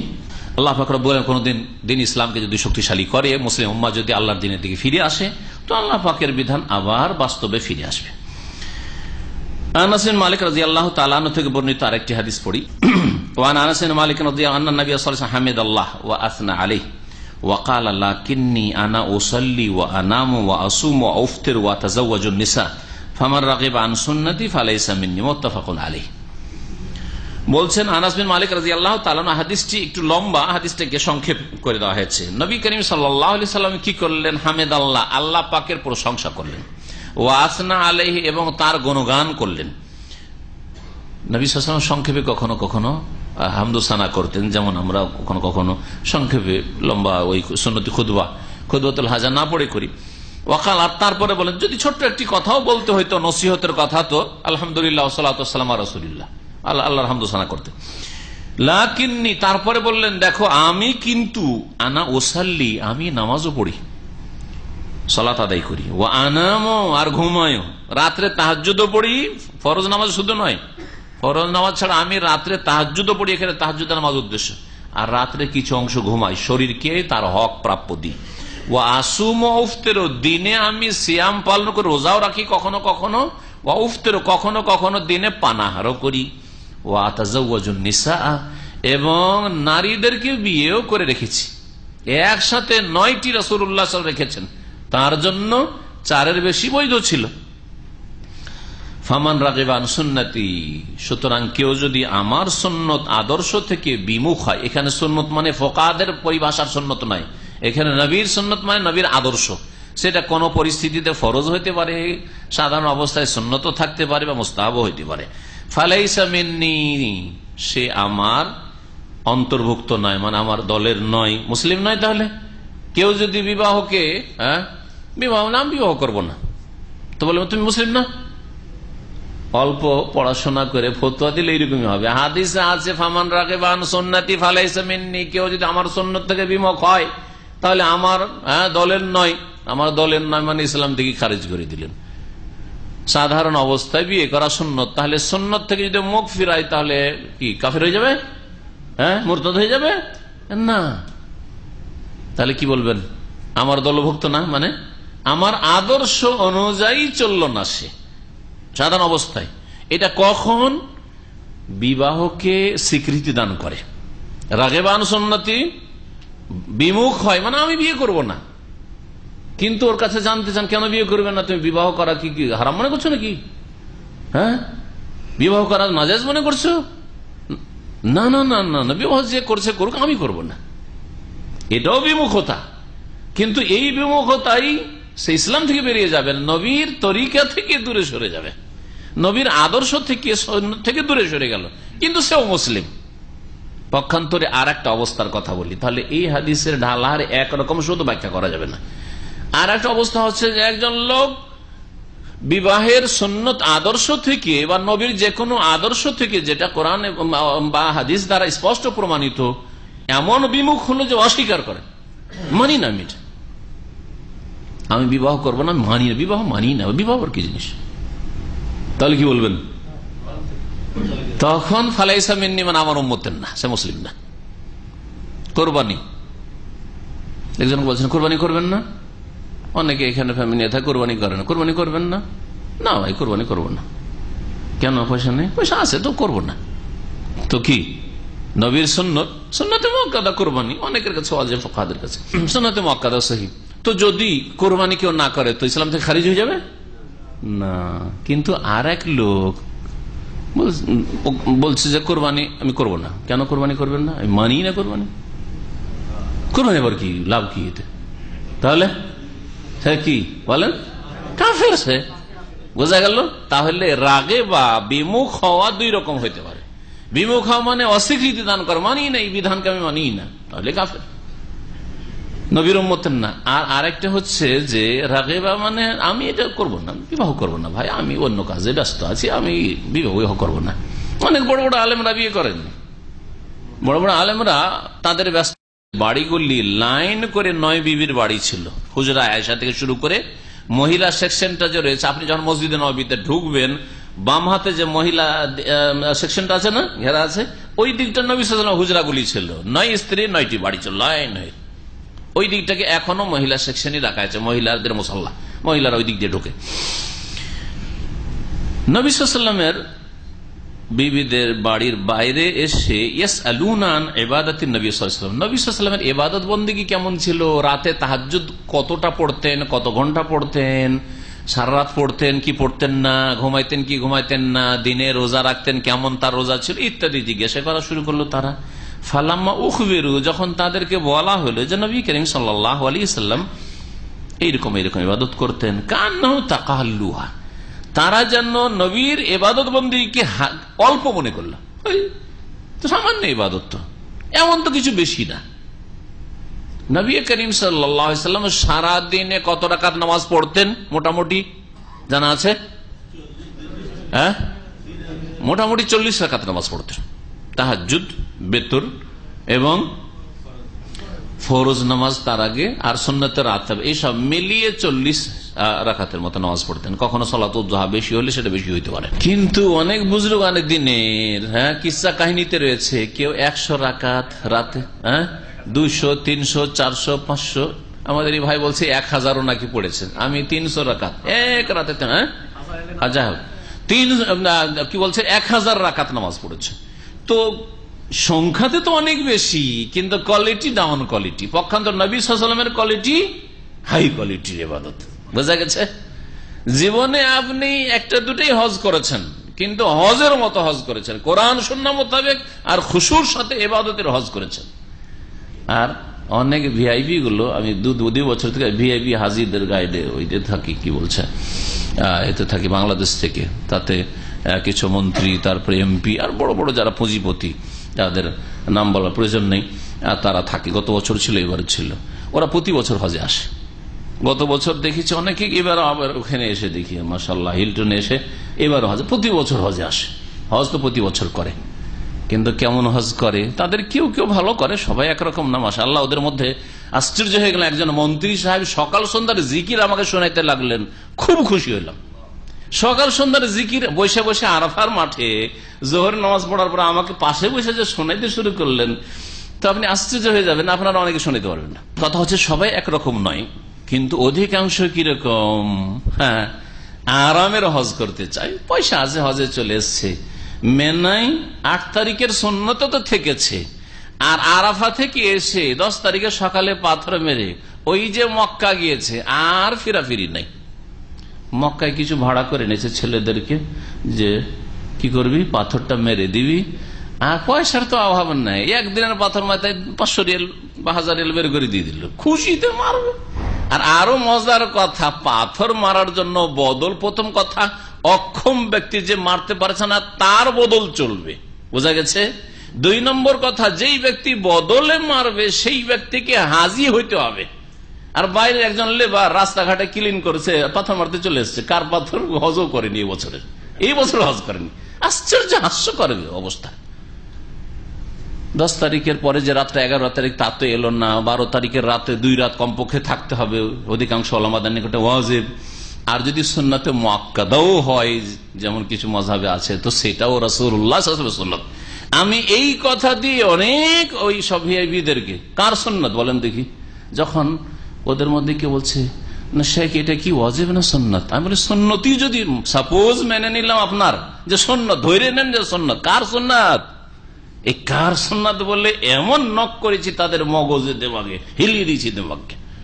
কথা তো ঠিকই, নবীর সুন্নত, নবীর সুন্নত ছেড়ে হিলটনে শুয়ে থাকবা, লেবুর সুন্নত ছেড়ে 5 স্টারে বসে থাকবো, জমজম টাওয়ার আর এখানে মেনে আসবো না, নবীর সুন্নত ছেড়ে বসে থাকবো না।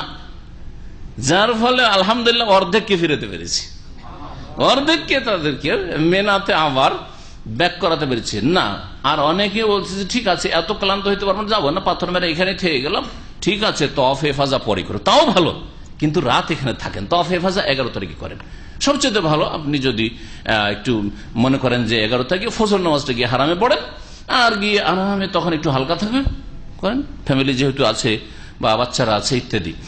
তো যারা এসব বুঝে তাদের কাছ থেকে যদি পরামর্শ নেয়, হজটাও তাদের সুন্দর হয়, কোয়ালিটিও সুন্দর হয়, আর তারপরে হজটা কবুল হজ যে মাবরুর হয়। কিন্তু পয়সা আছে, হজ তো অনেক করেছে, কিন্তু কোয়ালিটি সব ডাউন কোয়ালিটি, মেডিয়ান চাইনা, মেডিয়ান চাইনা হজ, জি মেডিয়ান মদিনা নয়, জি মদিনা হইতে হবে, মেডিয়ান মদিনা হইতে হবে, চাইনা হইলে হবে না। নবী করিম সাল্লাল্লাহু আলাইহি ওয়াসাল্লামের ইবাদত বন্দেগী 3 জন নতুন নতুন মুসলমান সবাই ছিল, খুব কম মনে করলো যে অল্পই তো, তবে আমরা তো গুনাহগার, আমাদের আরো বেশি করতে হবে।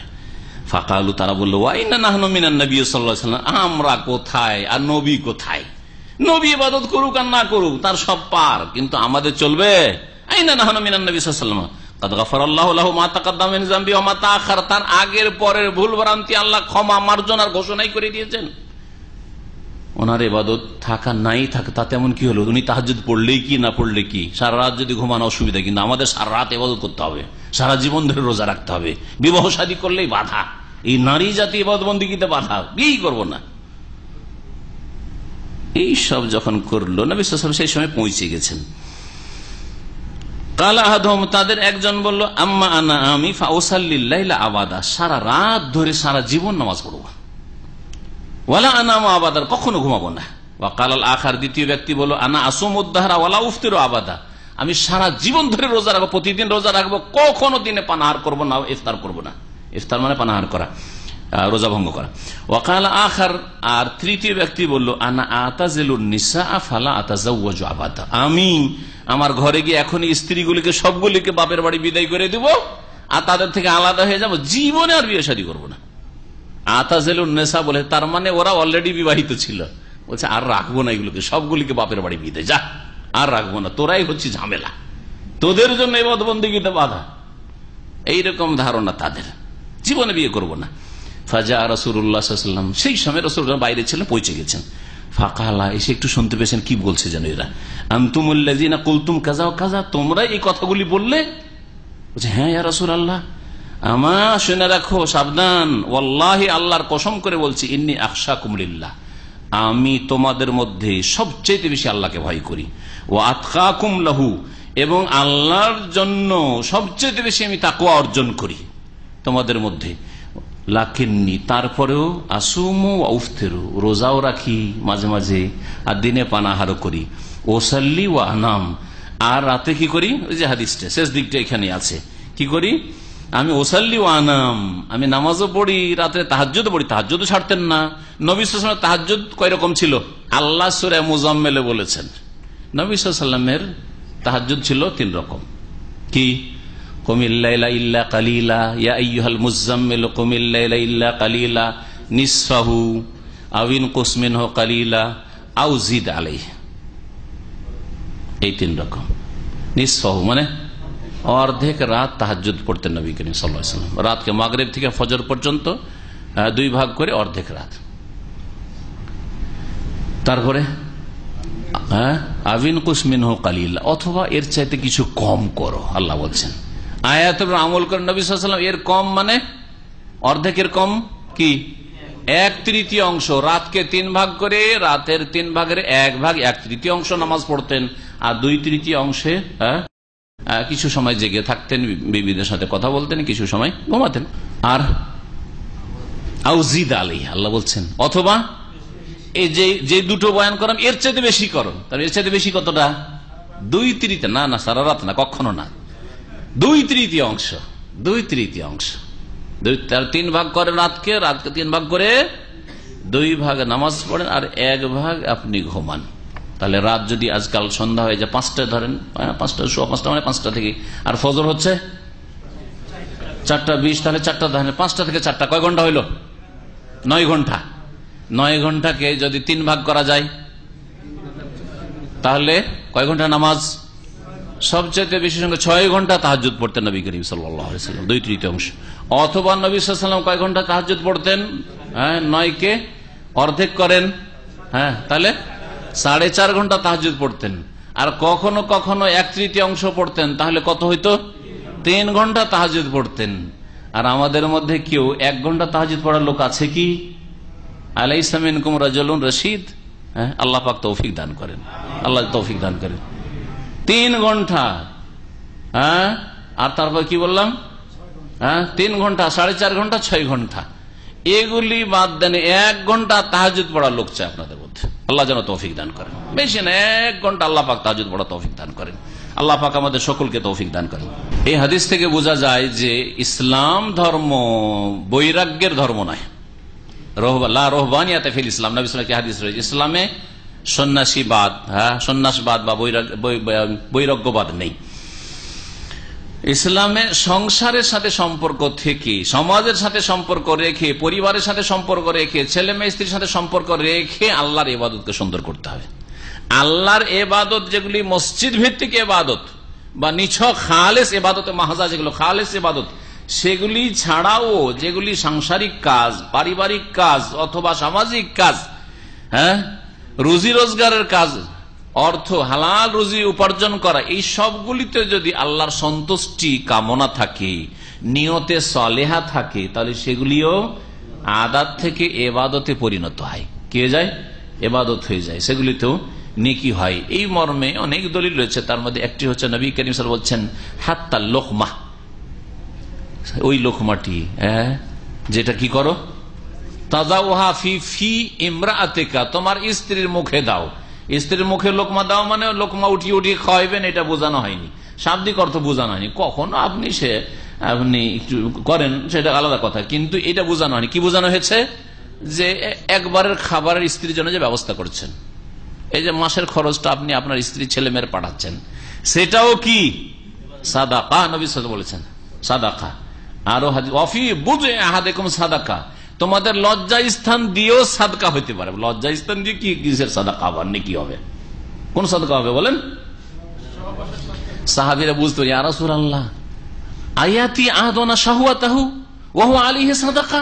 আরে নিজের ভোগ বিলাস করবে আর কাম, যেটা ভাবতার রয়েছে, জনচাহিদা রয়েছে, সেই জনচাহিদা পূরণ করবে, আর তার সাদকা আবার হবে। ও তো মজা মারলো, আপনার সাদকা কিসের? সাদকা কিসের? নবী করিম সাল্লাল্লাহু আলাইহি সাল্লাম বলছেন আরাইতা লাউ ওয়াদাআ ফি হারাম, আচ্ছা বলো তো এই হালালটা না করে যদি হারাম জায়গায় চলে যেত, হ্যাঁ প্রেম করতে শুরু করতে, বলছে না বিয়ে করেছে, বিয়ে করেনি তো কেন বিয়ে করবেন না, বলছে প্রয়োজন না, গার্লফ্রেন্ড আছে। হ্যাঁ আমি পশ্চিমা মুসলমান, পশ্চিমা মুসলমান পশ্চিমা দেশে বাস করেও না, পশ্চিমা সভ্যতার মুসলমান, নামে মুসলমান আব্দুল্লাহ আব্দুর রহমান, কিন্তু ইহুদি নাসারা আর কাফের মুশরিকদের ধর্মে বিশ্বাসী। হ্যাঁ বুঝা গেছে, কেউ যদি বিয়ে করে তো অপরাধ, কিন্তু গার্লফ্রেন্ড থাকলে স্কুল কলেজ লাইফে প্রেম করলে অসুবিধা নেই, প্রেমটা যে জেনা বুঝি না যে জেনা, অধম মুসলমান। যখন হারামে গেলে পাপ হইতো, হারাম থেকে বাঁচার জন্য সে সহবাস করেছে, তো নাকি হবে না, সাদকা হবে না, সাদকা হবে। তাহলে দুনিয়া নিছক দুনিয়াদারির কাজেও সওয়াব পাওয়া যায়, নেকি পাওয়া যায়, সাদকার নেকি।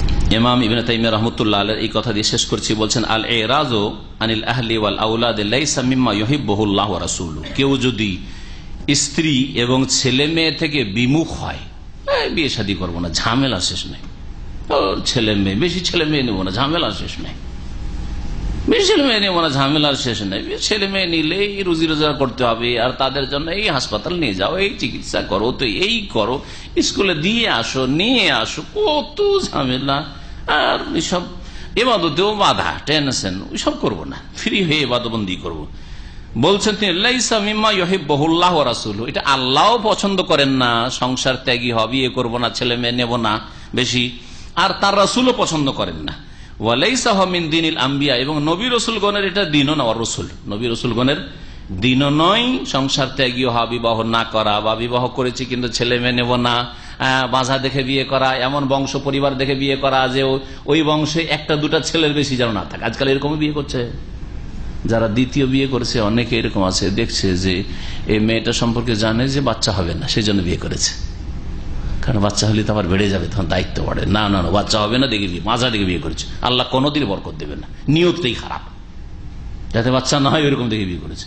অথবা বিয়ে করেছে বেশি, যেহেতু বাচ্চা নেব না, দেখরে এই পরিবারে, আর এই পরিবারে তার 6-7টা মেয়ে, আবার 4-5টা ছেলে, না না না না না না, এত ছেলে মেয়ে হয় এই পরিবারে বিয়ে করা যাবে না, ছোট পরিবার দেখে বিয়ে করতে হবে, যাদের 2-1 করে ছেলে মেয়ে আছে। হ্যাঁ শ্বশুরের 1 ছেলে 1 মেয়ে, এই পরিবারে বিয়ে দিতে হবে, জমি জায়গা ধন সম্পদ অনেক কিছু পেয়ে যাব, এইরকম নিয়তে যদি কেউ বিয়ে করে তাহলে আল্লাহ বরকত দেবেন না, তার অসৎ নিয়ত।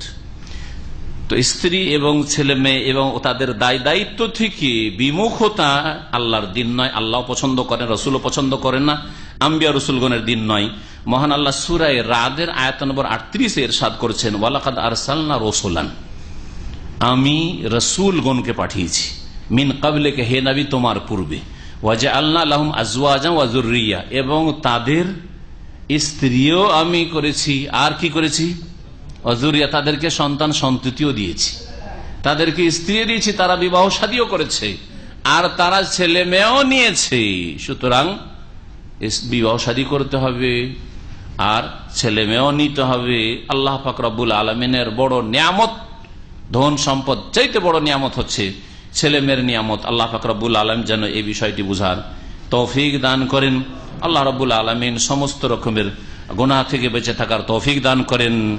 যুবকদেরকে, যেসব ভাইয়েরা যুবক হয়েছেন, বিয়ে শাদী করতে পারেন, তাদেরকে, যুবতীদেরকে গুনাহ থেকে বেঁচে থাকার তৌফিক দান করেন। বিশেষভাবে যেসব ভাইয়েরা নিজের পরিবারের সাথে থাকতে পারছেন না, আল্লাহ পাক তাদেরকে গুনাহ থেকে বিশেষভাবে যেন বাঁচিয়ে রাখেন। প্রত্যেক মুসলিমকে আল্লাহ পাক রব্বুল আলামিন তাদের উত্তম চরিত্র গঠনে তৌফিক দান করেন। আল্লাহ পাক আমাদের সমস্ত বালা মুসিবত দূর করেন। আল্লাহ পাক রব্বুল আমাদের রিজিকে যেন বরকত দান করেন। আমাদের ছেলে মেয়ে, পরিবার পরিজন, আত্মীয় স্বজন সবকিছুতে আল্লাহ পাক যেন বরকত দান করেন। আল্লাহ পাক রব্বুল আলামিন দুনিয়া আখিরাতের সার্বিক কল্যাণ আমাদের দান করেন। রব্বানা আতিনা ফিদ দুনিয়া হাসানা ওয়া ফিল আখিরাতি হাসানা ওয়া কিনা আযাবান নার। সুবহান রাব্বিকা রাব্বিল ইজ্জাতি আম্মা ইয়াসিফুন ওয়া সালামুন আলাল মুরসালিন ওয়ালহামদুলিল্লাহি রাব্বিল আলামিন। গুরুত্বপূর্ণ প্রশ্ন।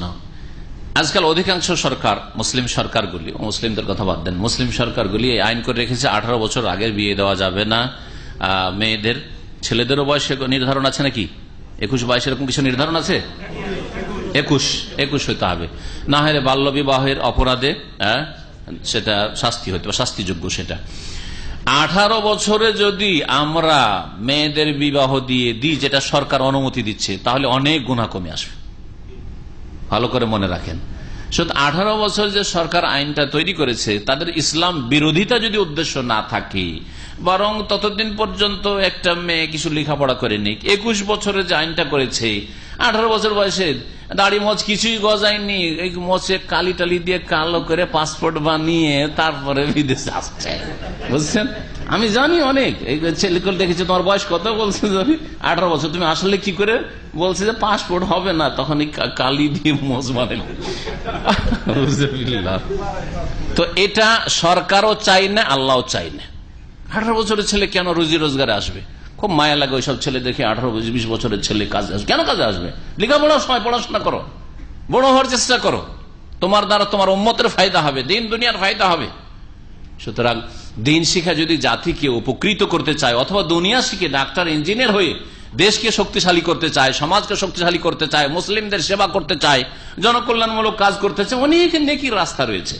সুতরাং এত তাড়াতাড়ি একটা ছেলে বিয়ে করে নেবে, এটা শরীয়ত বলেন না। সুতরাং সরকার যদি 18 বছর আইন করে থাকে, 21 বছর, এটা আমি অপরাধ মনে করি না, অপরাধ মনে করি না। আপনার দায়িত্ব হচ্ছে একটা মেয়ের মেন্স হয়েছে, মাসিক হয়েছে, সাবালিকা হয়ে গেছে, ধরেন 12 বছর বয়সে, সাধারণত 11-12 হয়, 12 বছরে 12 থেকে নিয়ে 18 পর্যন্ত এই 6 বছর বাপ মায়ের দায়িত্ব বেড়ে যায়।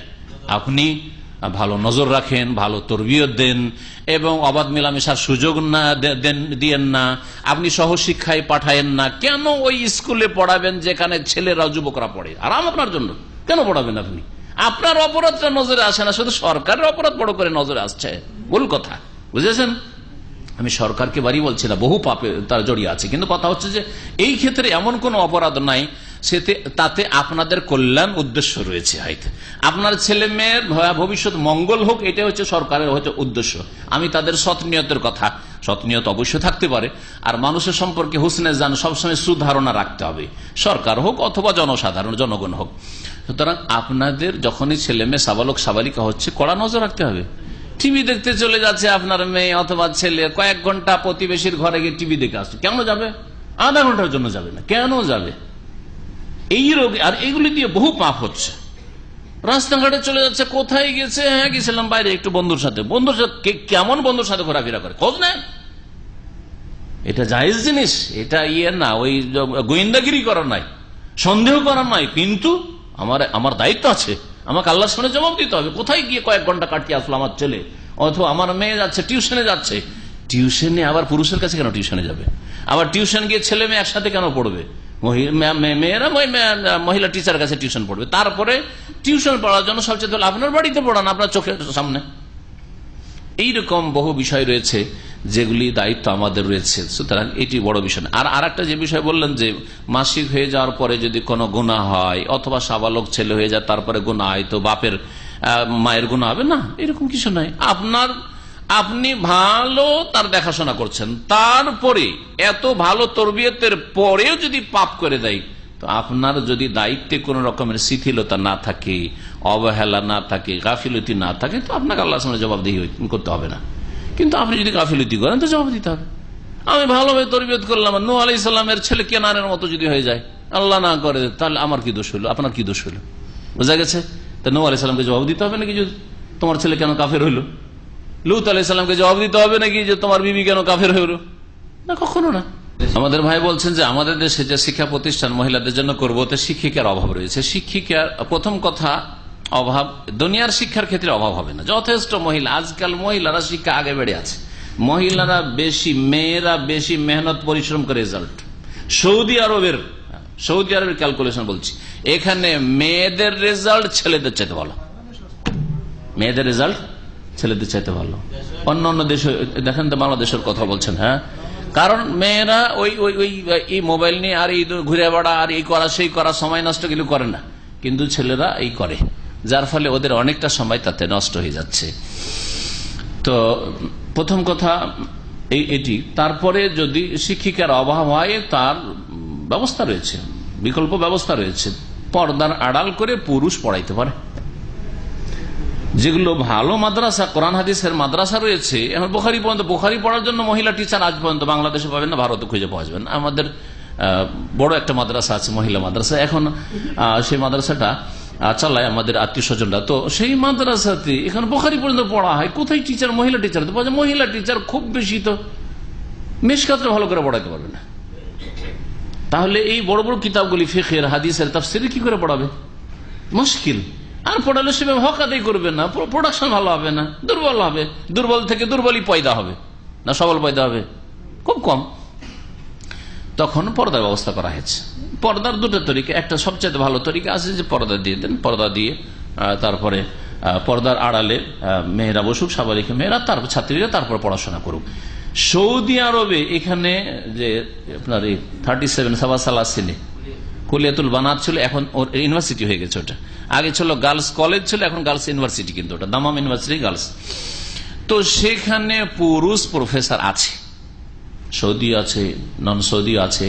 একজন ইন্ডিয়ান ডক্টর জাভেদ সাহেব ছিলেন, মারা গেছেন রাহিমাহুল্লাহ, সহি আকিদা ছিলেন আমাদের সেন্টারে, উর্দু সেকশনে মাঝে মাঝে এসে বক্তব্য করতেন, আর ঘনিষ্ঠ সম্পর্ক আমাদের সাথে ছিল উনি। তো ওনার কাছ থেকে জানি যে ওনারা বক্তব্য কেমন। ওই গেটে গিয়ে যেখানে সিকিউরিটি বসে সেখানে টিচার রুম আছে, পুরুষ টিচারদের রুম আছে, সেখানে গিয়ে স্পিচ করেন বা ক্লাস নেন।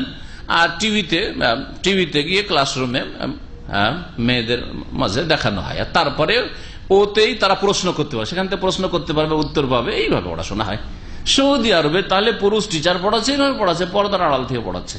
ওয়াইজা সাআলতুমুহুন্না মাতাআন ফাসআলুহুন্না মিন ওয়ারাই হিজাব, সূরা আহজাব আল্লাহ পাক বলছেন, মহিলাদের কাছ থেকে কোনো কিছু নেওয়া দেওয়ার যদি প্রয়োজন হয়, শিক্ষা দেওয়া নেওয়ার প্রয়োজন হয়, হতে পারে যে মহিলা ভালো, তার কাছে এমন বিদ্যা আছে যে বিদ্যার পুরুষদের প্রয়োজন রয়েছে, তো মহিলা টিচারে পড়াবে, পুরুষদেরকে পড়াতে পারে, কিন্তু ফাসআলুহুন্না মিন ওয়ারাই হিজাব, পর্দার আড়াল থেকে, পর্দার আড়াল থেকে ছাত্রীদেরকে শিক্ষকে পড়াবে, পুরুষ টিচারে পড়াবে, তাহলে মিন ওয়ারাই হিজাব, পর্দার আড়াল থেকে পড়ে। কোরআনে সমাধান রয়েছে। আর একটা তরিকা হচ্ছে, যেটা কোন কোন মাদ্রাসায় করেছে, যদিও এটা পছন্দনীয় না, সেটা হচ্ছে পর্দা দিয়ে রাখেনি, অথবা এইরকম টিভির ব্যবস্থা, পর্দার আড়াল থেকে না, অন্য রুমে বসে পড়াচ্ছে।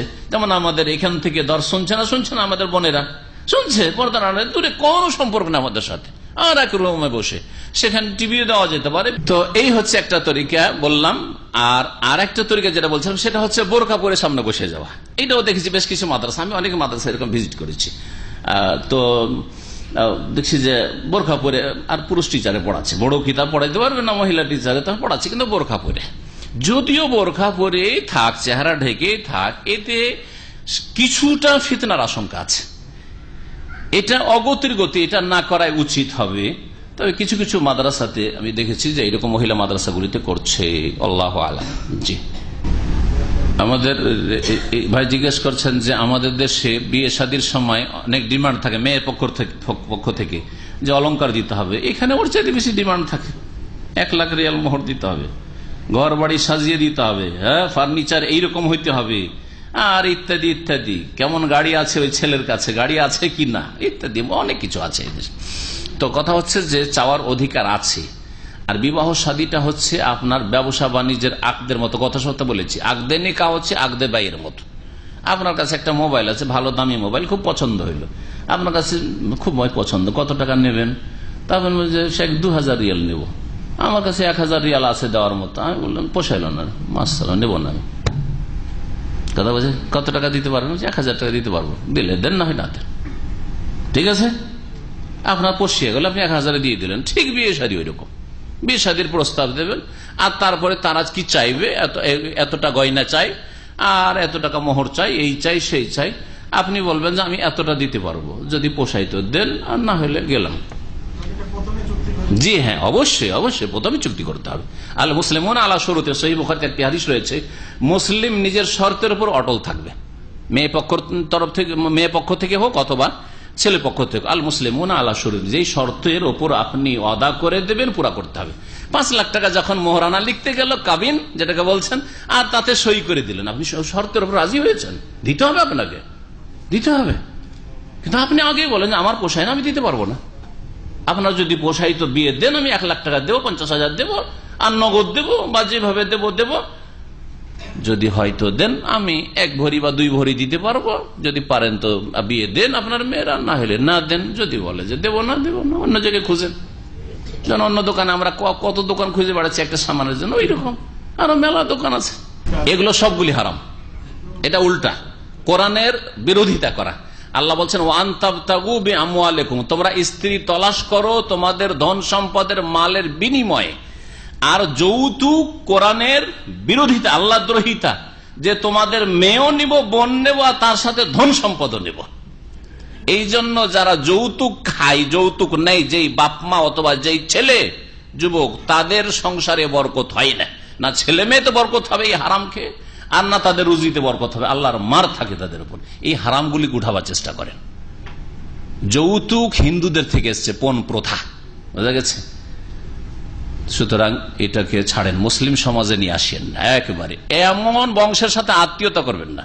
আমরা বেশ কিছু পরিবার জানি, কারণ ওই সব পরিবারে আমাদের আত্মীয়তা, ওই সব অন্যগুলোতে না। যেই পরিবারে যদি বলে যে যদি সামান্য একটু প্রকাশ করে ভাইয়া দিও যে কিছু লোভ আছে আমাদের, তাহলে মেয়েই দেখাবে না, বিয়ে দেওয়া তো দূরের কথা, কোনো কথাই চলবে এই বিষয়ে, আর কোনো কথাই নেই, শেষ, এখানে শেষ। জি হ্যাঁ, এইরকম পরিবার খুঁজেন, আছে বাংলাদেশে আছে, আপনার খোঁজ করতে হবে, ইজতিহাদ করতে, মেহনত করতে হবে, তলাশ করতে হবে। আপনাকে ওই মন মেজাজের হইতে হবে। ছেলের বিয়ে দিবে তখন নেবেন, আর মেয়ের বেলা দিবেন না, এটা চলবে না। আগে ছেলের বেলা প্রমাণ করে দেন যে ছেলের বিয়ে দিচ্ছি, কিছু নিইনি, সুতরাং মেয়ের বিয়ে দেবো, এমনি দেবো। হ্যাঁ, মেয়ের বিয়ে তো কিছু দেবো না। আর ছেলের বেলা তো বড় বড় ধনীর ঘরে, যাতে করে বেশি টাকা পয়সা আসে আর ফার্নিচার আসে, আর মেয়ের বেলা আবার অন্যরকম, এটা চলবে না। একই নজরে দেখতে হবে, একই রকম অবস্থা হইতে হবে। আমাদের ভাই বলছেন যে বাংলাদেশের আইনে আছে যে কোনো ব্যক্তি যদি আগের স্ত্রীর পরে দ্বিতীয় বিয়ে করতে চায়, তাহলে প্রথম স্ত্রীর কাছে কি নিতে হবে? অনুমতি নিতে হবে। গত সপ্তাহে এই বিষয়টা বলেছি, বলেনি? ছিলেন আপনি? গত সপ্তাহে বলেছে কি, যে এটা আইন পাকিস্তানে আমলে তৈরি হয়েছিল আইয়ুব খাঁর যুগে, আর সেটা পাকিস্তান থেকে 71 বাংলাদেশ হইলেও সে আইনটা, আইয়ুব খাঁর ইসলাম বিরোধী আইনটা থেকে গেছে, যে দ্বিতীয় বিয়ে করার জন্য প্রথম স্ত্রীর কাছে অনুমতি নেওয়া আবশ্যক, ফরজ। এটা শরীয়ত বিরোধী আইন, যেটা শরীয়ত মোতাবেক যখন দেশ পরিচালিত হবে তখন সেটা এখান থেকে ক্যান্সেল করতে হবে। এটা ইসলাম বিরোধী কথা। তবে কেউ যদি অনুমতি নিয়ে নিতে পারে, রাজি করে নিতে পারে স্ত্রীকে, তাহলে এটা ভালো, ওটা আলাদা কথা। কারণ মানসিক দিক থেকে প্রস্তুত হয়ে আছে আর একজন তার সঙ্গী গ্রহণ করার, সতীন গ্রহণ করার জন্য। আমি তো বলেছি যে ঠিক আছে, অসুবিধা নেই, আমি যখন অনুমতি দিয়েছি, অসুবিধা কি? ছেলে মেয়েরা যদি কোনো সময় বাড়াবাড়ি করে, না তোদের কি আছে, আমি রাজি, তাতে তোদের কি, ঠিক না? কিন্তু এদিকে ছেলেরাও বিরোধিতা করছে, মেয়েরাও বিরোধিতা করছে, আর স্ত্রীও আপনার রাজি নেই, তাহলে চরম শত্রুতার মুখোমুখি হবেন, আর চরম বিরোধিতার আর কলহ বিবাদের মুখোমুখি হবেন। যার ফলে এটা হচ্ছে পার্থিব দিক থেকে ভালো, শরীয়তের দিক থেকে কোনো প্রয়োজন নেই, কোনো প্রয়োজন নেই। 2 নম্বর বিষয় হচ্ছে যে আর একটা আইনে লেখা আছে যে মহিলারা পুরুষকে তালাক দিতে পারে। তালাক দিতে পারে কথাটি হচ্ছে কাফেরদের আইন, ইহুদি নাসারাদের, হ্যাঁ, ব্রিটিশ ল হইতে পারে সেটা, যে পুরুষ যেমন মহিলাকে তালাক দিতে পারে, মহিলা পুরুষকে তালাক দিতে পারে। আর শরীয়তের বিধান হচ্ছে মহিলা তালাক দিতে পারে না, তালাক নিতে পারে, যেটাকে খোলা বলা হয়। সেটা কি বলা হয়? খোলা বলা হয়। যদি কোনো মহিলার স্বামীর সাথে না পোষায়, তার যৌন ক্ষমতা দুর্বল, অথবা তার ব্যবহার খারাপ, নামাজ পড়ে না, শিরকি আকীদা রাখে, অথবা নাস্তিক, ধর্মীয় কারণ, অথবা তার শারীরিক কারণ, স্বাস্থ্যগত দিক থেকে তার মারাত্মক রোগ আছে, বিয়ের পরে জানতে পেরেছে আমি এই রোগীর কাছে কেন থাকবো, এই রোগ আগে থেকে সুগার, আর এই সুগার লোক হয়তো এর ছেলে মেয়ে হবে না, এর সংসারে থেকে তালাক নিতে পারে। কোনো গুনাহগার হবে না স্ত্রী যদি তালাক নেই, তাহলে কোনো দোষ যদি তার সামনে ফুটে ওঠে আর সে যদি তালাক নেই, খোলা নেওয়ার জন্য স্বামীকে বলবে যে দেখো আমাকে তুমি ছেড়ে দাও, আমি তোমার থেকে বিদায় নিই। যদি দেখে যে না, এটি সম্ভব না, ছাড়বে না কখনো, তখন আদালতের আশ্রয় নেবে, আদালতের বা মুসলিম কাজীর আশ্রয় নেবে। আর যেসব দেশ অমুসলিম দেশ, যেখানে মুসলিম কাজী বা আদালত কাজা নেই, সেখানে ভালো কোনো আলেমের আশ্রয় নেবে, আর বিবাহ বিচ্ছেদের ঘোষণা করে দিবে। বিবাহ বিচ্ছেদের ঘোষণা করে দিবে, দুই পক্ষকে ডেকে, তোমাদের মাঝে বিবাহ বিচ্ছেদের ঘোষণা করা হইলো।